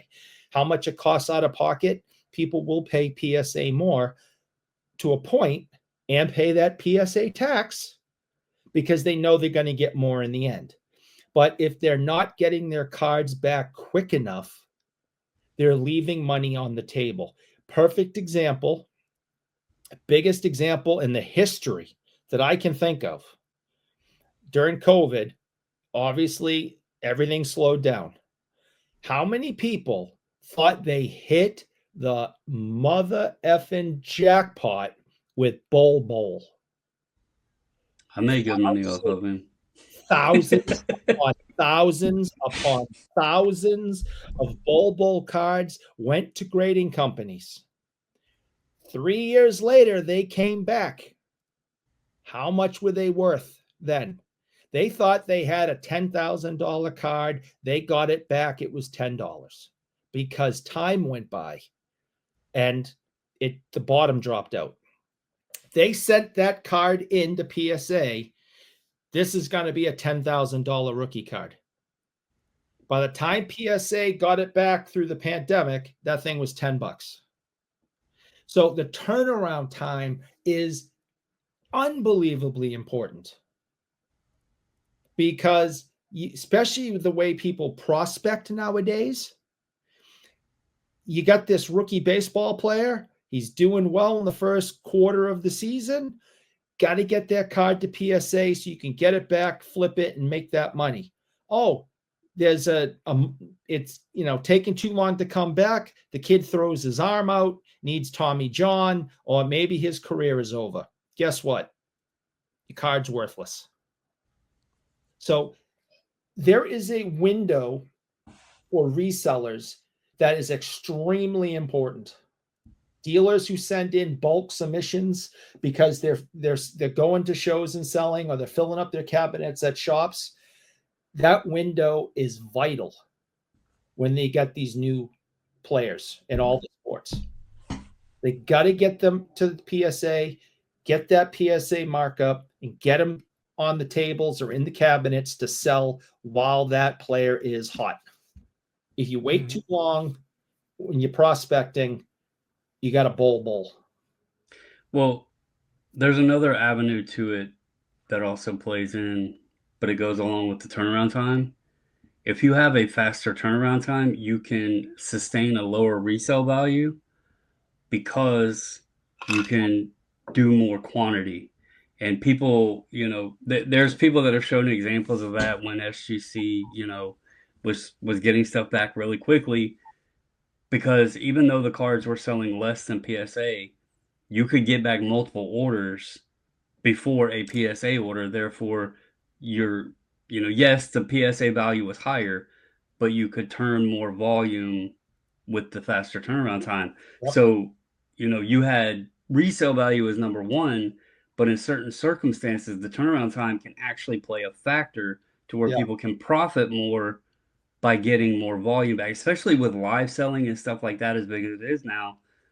People are just selling right through inventory, and getting stuff back quickly is definitely important. So I didn't specifically put these in the order of importance, but if I were to put these in the order, and this is my opinion, in the order of importance, I would flip 2 and 3.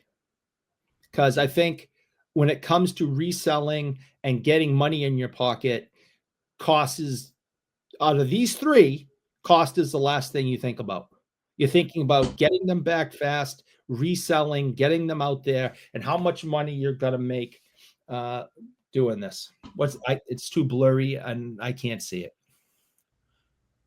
How well did I do, Eric? Are those all? Yeah, those are all Zions. Oh, no, they're all bowls. Bowls. Oh, those are bowls.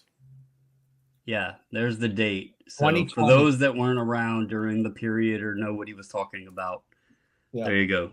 July 22nd, 2020. I made a post with a table spread of bowls. Heard this guy was hot right now, and people are looking for them. Did you? and were you able to sell them while he was hot and make? Oh yes, Eric. I had so much. A buddy of mine, he actually coined the phrase that I had the Prism Palace, because I had been opening like 18, 19 Luka rookie year, Trae Young, all of them. I had boxes of Prism rookies, and during that period, it was stupid because the most random guy could get on the court in a night, and you could throw a lot of his stuff up, and by morning they'd be gone. For way more than they should have been. So I was capitalizing big time on Exactly. It was a very specific time period. But so the bottom line, though, just kind of put a button on this. The key is that it's CGC's job right now if somebody's at CGC right now and you want that opportunity, you have to get your own house in order. Because right now, when I look at it, I was just checking the website just to see. Right now, the bulk rate they've got on here is $14 per card. Yep. That in itself is not offensive. That's 25% off is $10.50 for anyone curious. Yeah. And I'm getting, I was about to get to that, but I'm saying you can get some of the that's like the flat rate. That's just what they put on here with a 25 card minimum. But if you get one of the memberships on there, you can get 10% off for the base version, 20% off for the elite members on this. But my point is, even at $14 a card, again, it's not terrible. Like it's not horrible. It's the cheapest price out there. That's what I'm saying. Now imagine even economy, which is a step up from that, is $17. Well, if you got one of those memberships, you can have 10 or 20% off. And that one doesn't have the minimum, and that one has $1,000 per card max value. So that's not terrible. I'm going to tell you something too. And I don't, people talk about the upcharges and everything. You literally can submit it at the low level, because even if you get upcharged, what did you just say? $14, $17. Correct. Yeah. $3. Yeah. the point here is that neither one of those numbers are offensive. We're under $20. The point is like we're under $20. So realistically, if you're going to bother with it and you're going to do all that, and again, if you have one of these memberships, it's cheaper. So like you have the option. And they were grading at the National. You could get cards graded if you wanted to. The point though is you got to have the turnaround time on point though. If the turnaround time was on, if you tell me that bulk is 30 days at $14 a card, even at $14 a card, if you tell me flat, you can't have a discount on that. But you will hit the 30 days. All right. There are a lot of folks who'll be like, okay, I accept your terms. That's fine. As long as you can hit it. But you got to be able to hit it consistently, because that's the thing.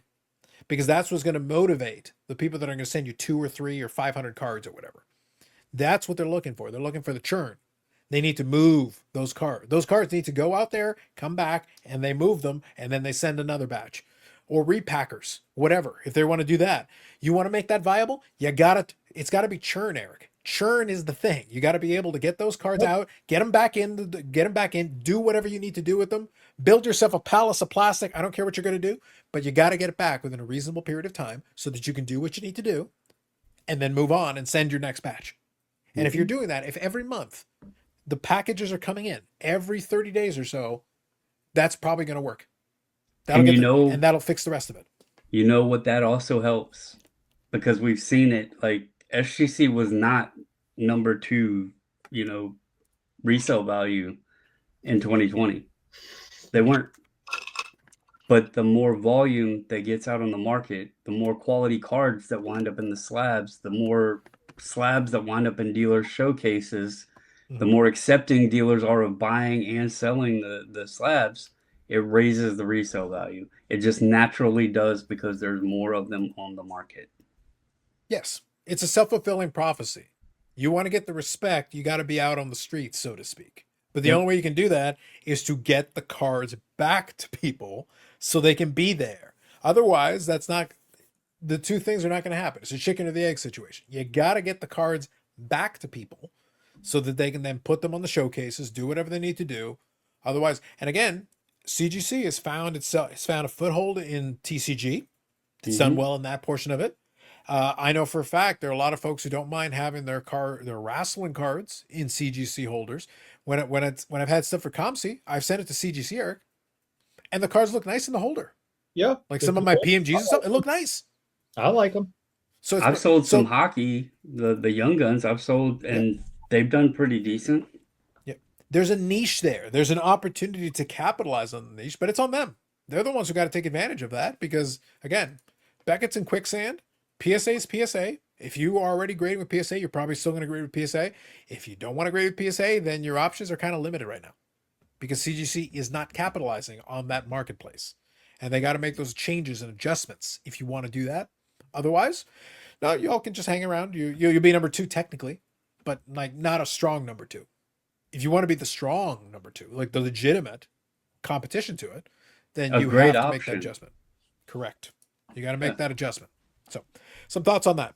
All right, real quick, we'll touch on this last one for a second, just at the end. Topic number 3. I was enjoying earlier. Mike Baseball Collector did a video based off of Brent Richards' video, and then also Professor Sports Cards has done a video on this. Now, the topic itself has actually come up before. That's why I will push back on the idea that no one talks about it. I disagree with that. However, it's not the daily topic, I guess, or not a weekly topic. So the comparison was, and then the reason I referenced Baseball Collector, and through Baseball Collector, you can also get Professor Sports Cards video as well if you want to follow the chain. He actually went and did a spreadsheet where he actually picked some channels and went and did some examples. And I like that method because it actually lets you look at some different numbers through the course of time. Now, the challenge was the idea that sports card content, a lot of it, is the sports card content dead because you've got these big channels that have seen massive drop-offs? One quick caveat I want to give here, and I think it's an important note. When you're comparing, and I think Mike did a good job because he was comparing the percentage of viewers to the percentage of viewers from the subscribers to those average views. And he picked, I think, like the last 10 videos for these channels when he was going through the whole spreadsheet. I'll leave a link in the description so you guys can follow the chain there. But what was funny is that as he was going through it, it kind of validates a lot of what I've already thought in terms of these channels, is that people look at a subscriber count and they assume. So I want to give you two alternative kind of examples to have a little bit of fun with this. Because the idea is like, oh, well, if you want to see this growth and everything, and follower count versus subscriber count. Mike hit on one of the key points. There's a lot of dead subscribers to different kind of, and also if you don't know why certain people subscribe to the channel in the first place, that can be a challenge to try to work out and figure out. I'm going to give you an example that's kind of a fun one. I always joke about it and talk about the wrestling channel that I have. Well, I mentioned earlier already in the show, I mentioned this past week, Upper Deck released the AEW wrestling product. Now, that's a niche product. WWE is the 800-pound gorilla in the space. And right now they were with Panini, but now they're with Topps Fanatics, which is also the 800-pound gorilla in the space. So it's a niche on a niche. Wrestling cards are a niche. But then on top of it, you go AEW. It's the number 2 company. They're a niche. So it's all that. But that channel is where I get to have a little bit of fun. I get to play around with it. I get to do the kind of videos I want to do. But also, I will open up boxes of it and make a video. Very low budget, straightforward. I'm recording with my iPhone. Literally just recording a box break. I do a couple of simple cuts, and that's all I'm doing. Release date shows up, Eric. I go into adventure all the way to downtown Toronto to go and grab a box because I know that I want to make a box break on release day. And you know why I want to make a box break on release day, Eric? But because you're an influencer and you want hits. Well, apparently I am an influencer, so we'll see. Yeah. So on release day, I got, right now, as it stands right now, I released this on August the 6th was that video. So 5 days ago, it has 1,046 views. That's pretty good. That's not bad at all. That is darn good. 16 comments. Very nice. 37 likes. Hey, hit the like button. We appreciate it. But so very good. Here's the reason I'm making this point. I've also opened up 2 other boxes, and I released one a day later and then another one a couple of days after that. Did very well on that first box. Did well on some of those other boxes as well. Some nice cards. I got to showcase the cards, talk about what I like, talk about what I didn't like. Here's the point that I'm getting at. Follow me on this. So that first video on release date got 1,046 views. The second one, 376 views. The third one, 369 views. So the other 2 are pretty good as well. Okay. That channel is a very small channel that I'm just playing around with. That channel has 340 subscribers. All 3 of those videos, where all I'm doing is opening a box, have more views than I have subscribers.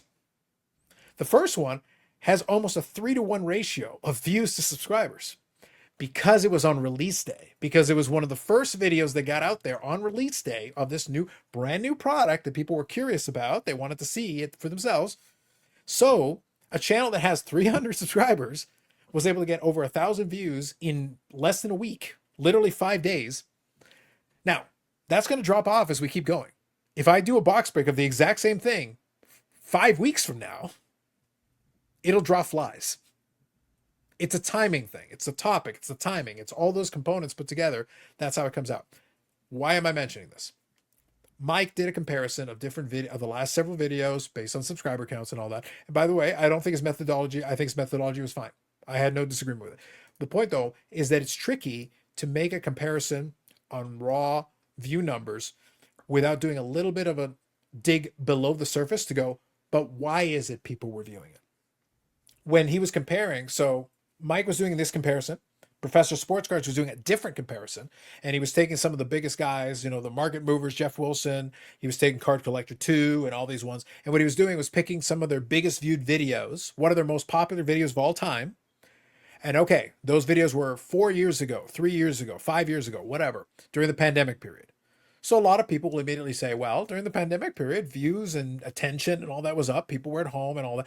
All true. All 100% true. I don't disagree with any of this. And I don't disagree with the conclusion the views have dropped off substantially compared to those days. But we also have to factor in, it's important, that if you're also comparing videos from 3, 4, 5 years ago or whatever it is, well, then also, in addition to that, you have to then also acknowledge the passage of time. The 3, 4, 5 years part is also important. And I want to give you an example of how that plays in. So I just showed you the wrestling channel. If you got the right topic at the right time in the right situation, you can overperform. You can blow past your subscriber count actually and go get more views than you even have subscribers, because some people just want to check out that specific topic during the specific time. I want to show you something that I think would be kind of fun. 2 things I'll show you on this one. On this YouTube channel, I've talked about this before. I have 2 videos on this channel that went super viral. Not just viral, I'll say super viral. And they're over 1 million views each. And they're specifically where my brother and I did a little bit of a movie review. Both these videos were from like back in 2014. We're in the year 2025 of our Lord. Back then, in those days, Eric, 2014, Upper Deck was out there and they were almost ready to release 2009 flagship.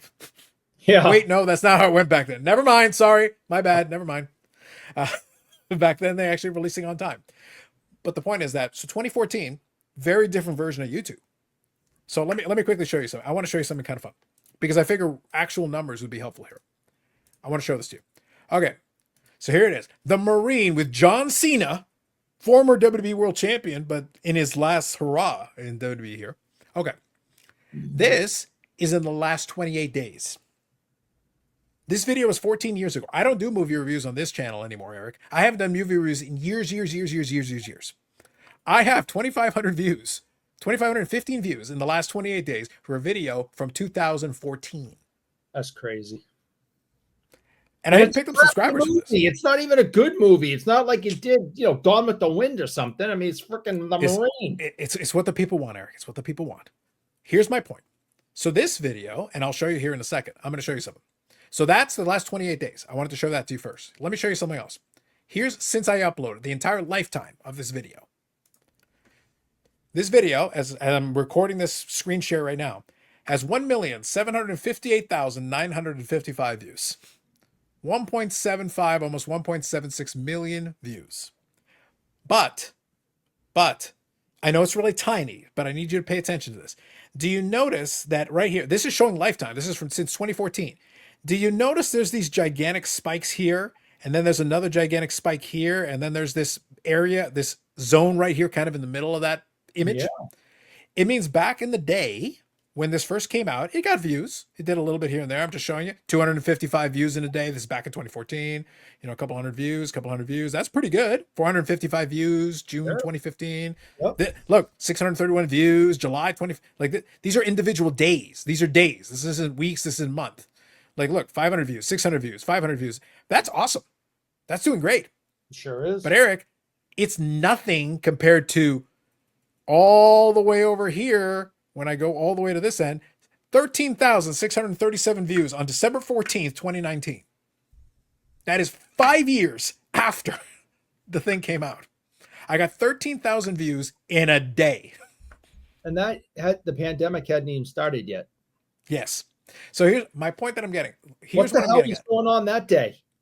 My point here, Eric, is I don't know.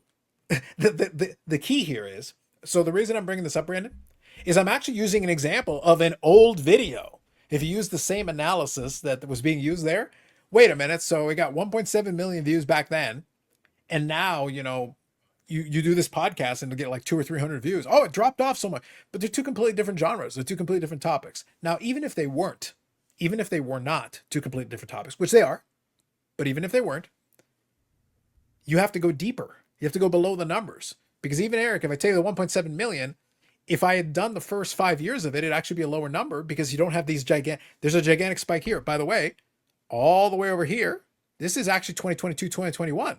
So here's the day they got almost 3,000 views in a day. This is in 2022. This is 8 years after this video came out.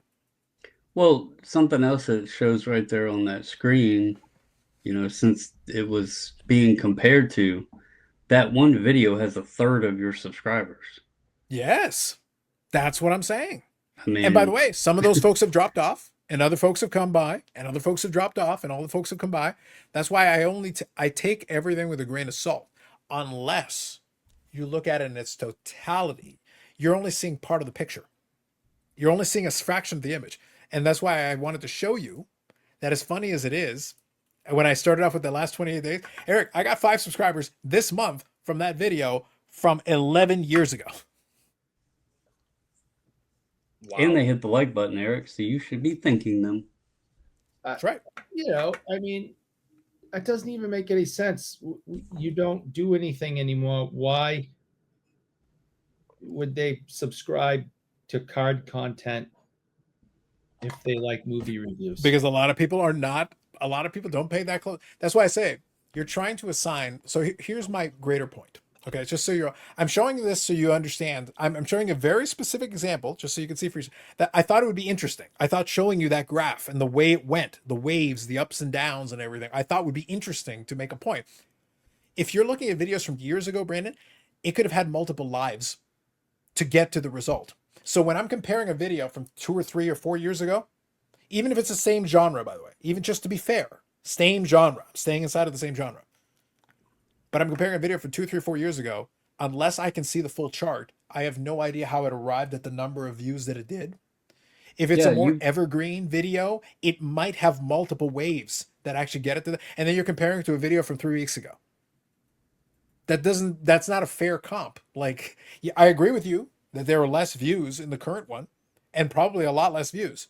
But if I had done that view and I had only shown between 2014 and maybe 2016, I'd be showing you a much smaller number. But then when I add all those other waves and those additional years, it actually pushed it up hundreds of thousands and maybe 1 million views is the difference between that first couple of years and the next several years where it suddenly exploded in that 2020s period. Yeah, you hear people like other content creators, even in outside genres and stuff, talk about it. Sometimes or you can go to your YouTube like homepage thing or whatever and look at what's recommended there. A lot of the stuff's years old. It's not like it was just uploaded. They just randomly start throwing stuff up at times, and it'll start getting hits again. So it's I get the purpose and the idea behind it, but it's not a foolproof way to say that anything is dying or do any kind of comparisons because it's not accurate. Yeah. Now, as I say, I wanted to use that as a fun example, Eric, just because I thought that would be kind of a fun one to show. And by the way, I literally showed you the chart so you can see for yourself the ups and downs and the weird, wacky waves and all the stuff going on there. But here's one more thing we're failing to take into account as well. People can get bored of a style of content or a presentation or whatever. So when you're fresh and new, like you do the Card Collector 2, you do the G-Off and all that stuff, they'll get these waves and these spikes of these subscribers and everything. But just because somebody subscribed, if they're too lazy to unsubscribe and they just stay subscribed, the subscriber will stay, but the view will not be there. That's important because you'll have it and it's like, yeah, but how many dead subscribers are there? How many people actually subscribed at one point because they're like, oh man, this is awesome. How many people got a new phone and forgot their login? Sure. But your homie Geoff used to do the, weekly top 5. I think he still does, actually. He might still do the top 5. But I guarantee you the top 5 back in the early days probably did better numbers than it does today. It's old hat. Like it's been going on for so long that it's probably not that interesting to a lot of folks. So it's probably dropped off substantially since its heyday. So the question is, I guess, really comes down to this. It's like a TV show that's long since run out of its punchline. You've made the same joke so many times. You've shown the same thing so many times. What else do you have? There's an audience that says, oh, I love the old classics. But there are other folks that are going to be like, well, what else you got? And if you don't have anything else, well, then they move on to something else. Maybe they watch other stuff instead. Or again, maybe you've run your course. Maybe it is a situation where you've presented this a certain way. You know, you're the guy who does card show vlogs. Well, maybe I'm sick of seeing card show vlogs and you don't provide anything else anymore. So now I'm not watching. Or you make videos every day. You know, Dustin, Sports Card Dad. He's got pretty good views for what he does, but he does basic daily videos. If you're not interested in daily videos, maybe that's not in for you. Or maybe you just pick and choose. All right, this topic interests me, this other topic doesn't interest me. So you're not going to get the consistent viewership every single time out, but you'll get a bounce around. There'll be this week, this person, oh yeah, I actually want to check that out. But this other topic, not interested. And it just bounces up and down all over the place and you have no idea. You just keep going. There's no way to know. It's a guessing game why certain things work a certain way. And when Mike did his analysis, he said that the majority of his watch time was from people that are not subscribed to his channel. And Mike cleared 10,000 subscribers. By the way, I'm a man of my word. I subscribed to the channel after our discussion. Man of my word. I'm the opposite, Eric. Last 28 days here, I'm looking at right now. 64.7% of the watch time that I have is from people who are subscribed. So most of the watch time is people who have subscribed to the channel. And I've got dead subscribers just like everybody else, but the people that are subscribed to it are predominantly you doing most of the watch time. There are other people who check it out. Some videos will skew more towards people who are not subscribed. Some of them will, some of them won't. And that is basic. But the irony is that since Hobbypalooza, I was telling the guys, since the Hobbypalooza thing, we've picked up some subscribers, but we've also picked up some folks that are engaging in the comments, that are hanging around in the live stream, that are new names that we hadn't seen before. And some of them will hang around. Some of them will be here for a little while and then take off, and it'll ebb and flow and people will come and go. And yeah. Also, Friday nights when we're doing the live stream, there are other live streams going on now. There were less of them before. Brandon touched on this before we hit record. There's also more competition. The attention is divided more ways than it has ever been. So I will say this. I think the conclusion that a lot of these channels have dropped off in terms of views is correct, because if you look at the numbers, it's indisputable. It's right there in front of your face. It's correct. But when you compare to videos from years ago, where it's kind of not an apples to apples comparison for the reasons that I gave, but also we have to include these other factors. There's more competition than there was. When you were in the pandemic period, a lot of people hadn't started up. So a lot of people started right around that time. A lot of audience started up around that time. Some of those folks have gone away. But even the folks that are still around, some of those channels are doing actually pretty well, all things considered. Some of them have even grown their audiences. Some of the ones that have been around a little longer, they've actually shrunk their audiences. What happened? Did they get worse? Or did the audience say, all right, but I've already seen what you have to bring to the table. I'm interested in seeing what this person is doing. Maybe you're still subscribed, but maybe you're just not watching the videos anymore. That happens. So it's kind of an interesting question. But like I said, I wanted to throw in some other factors that are not necessarily being considered when I'm listening to this analysis and go, but don't forget that if a video's been going on for years, then it's not like you get all the views in the first week and then it stays static at that view count for the rest of time. Maybe some of those videos have actually picked up viewers over the years. When things get quiet on this channel, Eric, and I wait a couple of days and most recent videos have already had their run. Right now, my top video is the Marine. For the last 48 hours, my top video is the Marine. John Cena wins again. John Cena never dies, Eric. He never dies. I'm sorry. Since 2014. Good for you. I'm happy for your success. I'm glad that you did something that a million people, care to watch. It makes no effing sense to me at all. Twice. I've done it twice. Makes no sense to me. Brandon, what can I say? But I couldn't replicate it. But the point though, Brandon, is I couldn't replicate it even if I wanted to. If I tried to do the exact same one, like I could literally do beat for beat, shot for shot, and replicate that exact video again today, it wouldn't work. I wouldn't be able to replicate it. Because it's not as simple as, oh yeah, just do the same thing. It wouldn't work right now. It worked because if it was that easy, everyone would do a channel and everybody's channel would blow up. Yeah. So I'm not capable, Eric, of being able to tell anybody exactly what made those videos work. And it only worked a handful of times specifically. And there were other videos that I did after that did okay. Like I have a Blu-ray collection video from 2015 that has 29,000 views. Pretty good. But could I specifically replicate that again? Maybe not. Probably not. I couldn't tell you why. The conversation with the chasing cardboard, the Rock Auto controversy, that did well. That's been a couple of years, but it was right time, right place. The most watched and listened to episode of this podcast was the sports card therapist episode. Right time, right place. It was the exact right topic in that moment. People were interested. There we were at that moment. People wanted to know what a mega bid was. Yes. Could we replicate it? It would be very difficult because I can't promise you that you could hit on the exact audience exactly the same way. That's why I say it's not a formula. So if a channel is coming on and they're presenting something in a way that people are interested in it and they ride that wave, that's awesome because it can be done.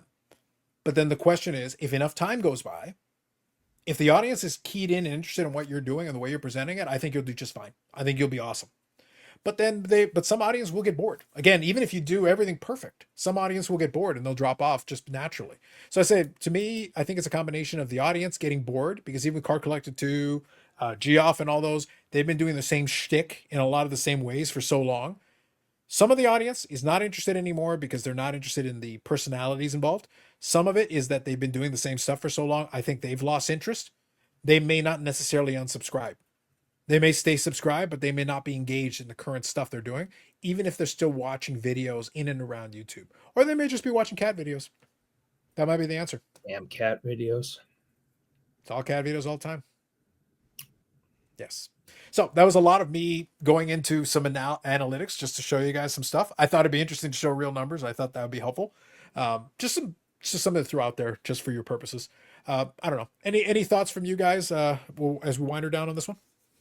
I mean, not from me. You covered that pretty well. My only thought is it's pretty stupid ass timing for someone to try to come out and say anything in the sports card hobby is down, coming out of a national where we've seen nothing but lines upon lines of people, packed aisles, and discussion of record-breaking numbers that weren't fully given in exact detail, but there was no question there was record-breaking numbers. You know, it is what it is. Individual channels, yeah, there's some that are probably down, but overall, you can't sit there and generalize that sports card content is down. That's just stupid. Well, I think what would be interesting for me, here would be something that I would throw, and unfortunately we can't figure this out. I would wonder, maybe this would be kind of a good comp here. Let me throw this at you guys. There was that post from the Card Ladder guys that the last couple of months have had over $300 million in auction and whatever sales from the stuff they're tracking, right? Over $300 million 2 consecutive months. But we haven't had necessarily the single record sales. So as opposed to there being the single big outlier sales that are carrying the load, we've got a volume of lesser sales, but the amount of money being spent is still higher. It's still a lot. So is it a symptom? This is just a question that I'll pose to you and I'll post to the comment section. You're curious. Is it an issue of sports card content dying because these big channels are seeing drop-offs who have been doing the same shtick for a long time, maybe without variation? That's my challenge. Or is it that, yes, there are COVID folks who have dropped off, but also of the new folks that have come in or the folks that are still hanging around, the eyeballs have been distributed more. So instead of watching just the big channels, a lot of these other folks are watching some of these other channels. But the individual channels are not showing these massive numbers because they're smaller channels. But instead of watching the latest Jeff Wilson video, you're watching 2 or 3 other folks who are doing it. So your eyeball's still there, but it's not directed in his way. It's directed in other ways. So the amount of views are still there, but now they're more dispersed. Yeah, I mean, I would agree with that. I mean, you also have other outlets that people are watching. I mean, we talk about the breaking and everything else. How many people are on Whatnot watching breaks happen and all that stuff, or eBay Live or Fanatics Live or District or any of those live platforms, you know? I mean, realistically, there's too much content, real life, TV, sports, in general. Like there's so much going on. There's only so many hours on the day.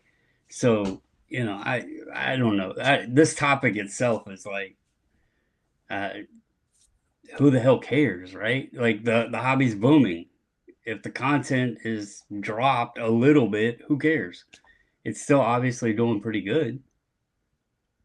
As far as I'm aware, like all I'll say, Eric, it sounds to me like AEW box breaking content is up 10,000%. Like it's wild, getting way more more views than subscribers, Eric. The proof is in the pudding, and we like pudding. A thousand's pretty damn good, buddy. Yeah, but again, 1,000 for a 300 subscriber channel. Right. So I'm actually, so if we're using that comparison, that's 300%. It's, so to me, it depends on the topic. It depends on the presentation. It depends on timing, and it depends on a lot of it. I think though, as I said, I'll throw it out as a theory and people can chew on it. I think there's something to be said for novelty and freshness. Even if you're providing something that maybe somebody else has also provided, but you're providing it maybe in a way that it feels a little bit different. That itself can attract people. That itself can be interesting. That can be a draw. We've talked about in previous episodes how the vintage has had a resurgence of these channels, but then these channels, the people involved are going from channel to channel to channel, and the channels are kind of interlinked indirectly. You've got this channel, but this channel recommends this other channel, and that channel recommends this channel. And then there's a cycle of these folks that are watching all the, well, guess what? It actually brings everybody's view count up inside of that genre, inside of that niche. Well, in a way, you're over-indexing, right? You're a collector channel, but you're over-indexing compared to a regular one because you're inadvertently part of this chain. You're part of this group of channels. That they are all benefiting each other because you're watching what they're doing, they're watching what you're doing, you're participating, you're commenting in the chat. That helps the algorithm, that bumps it up, puts it on the recommended page, other people check it out, and it all kind of feeds off of itself. I don't know. That's just a theory, just something to throw out there. There may be something to that. And on that bombshell, we shall leave it to you in the comments section to tell us what the truth is. I actually think it's cat videos. I think cat videos have ruined sports card content. That's my theory. I think it's all the cat videos. They're ruining us all, Brendan. They're ruining us all. Damn cat videos. Mm-hmm. I think that's the final answer, but listen, I'm open to other theories in the comments section. You're welcome to get to us. All right. So that's it for us this time around. We covered 3 main topics there and we managed it. So hopefully, I think I'll probably put some timestamps on there for you. So if you can check it out for yourself. Otherwise, we'll be back. Brandon Baubles and Ball Cards, known associate as 540 Flips, and we'll now be watching 4 hours of cat videos. Eric Sanderson Dorr is there. You can send all your hate mail to him. And if you're Matt from Providence, he will see you outside after school. 3 o'clock. Mm-hmm. Indeed. More videos coming up on the channel. Live streams on Fridays at 8 p.m. Eastern Standard Time. The longest running episodic, whatever it is, we don't know. I may just show cat videos on the screen, Eric, and get millions of views. I'm fine with that. I need a day off. Just saying. I may just put the cat videos on the screen, and that way we will dominate the sports card space. Do it. Dominate. So for us, episode 140. Thank you very much. We'll catch you in the next one.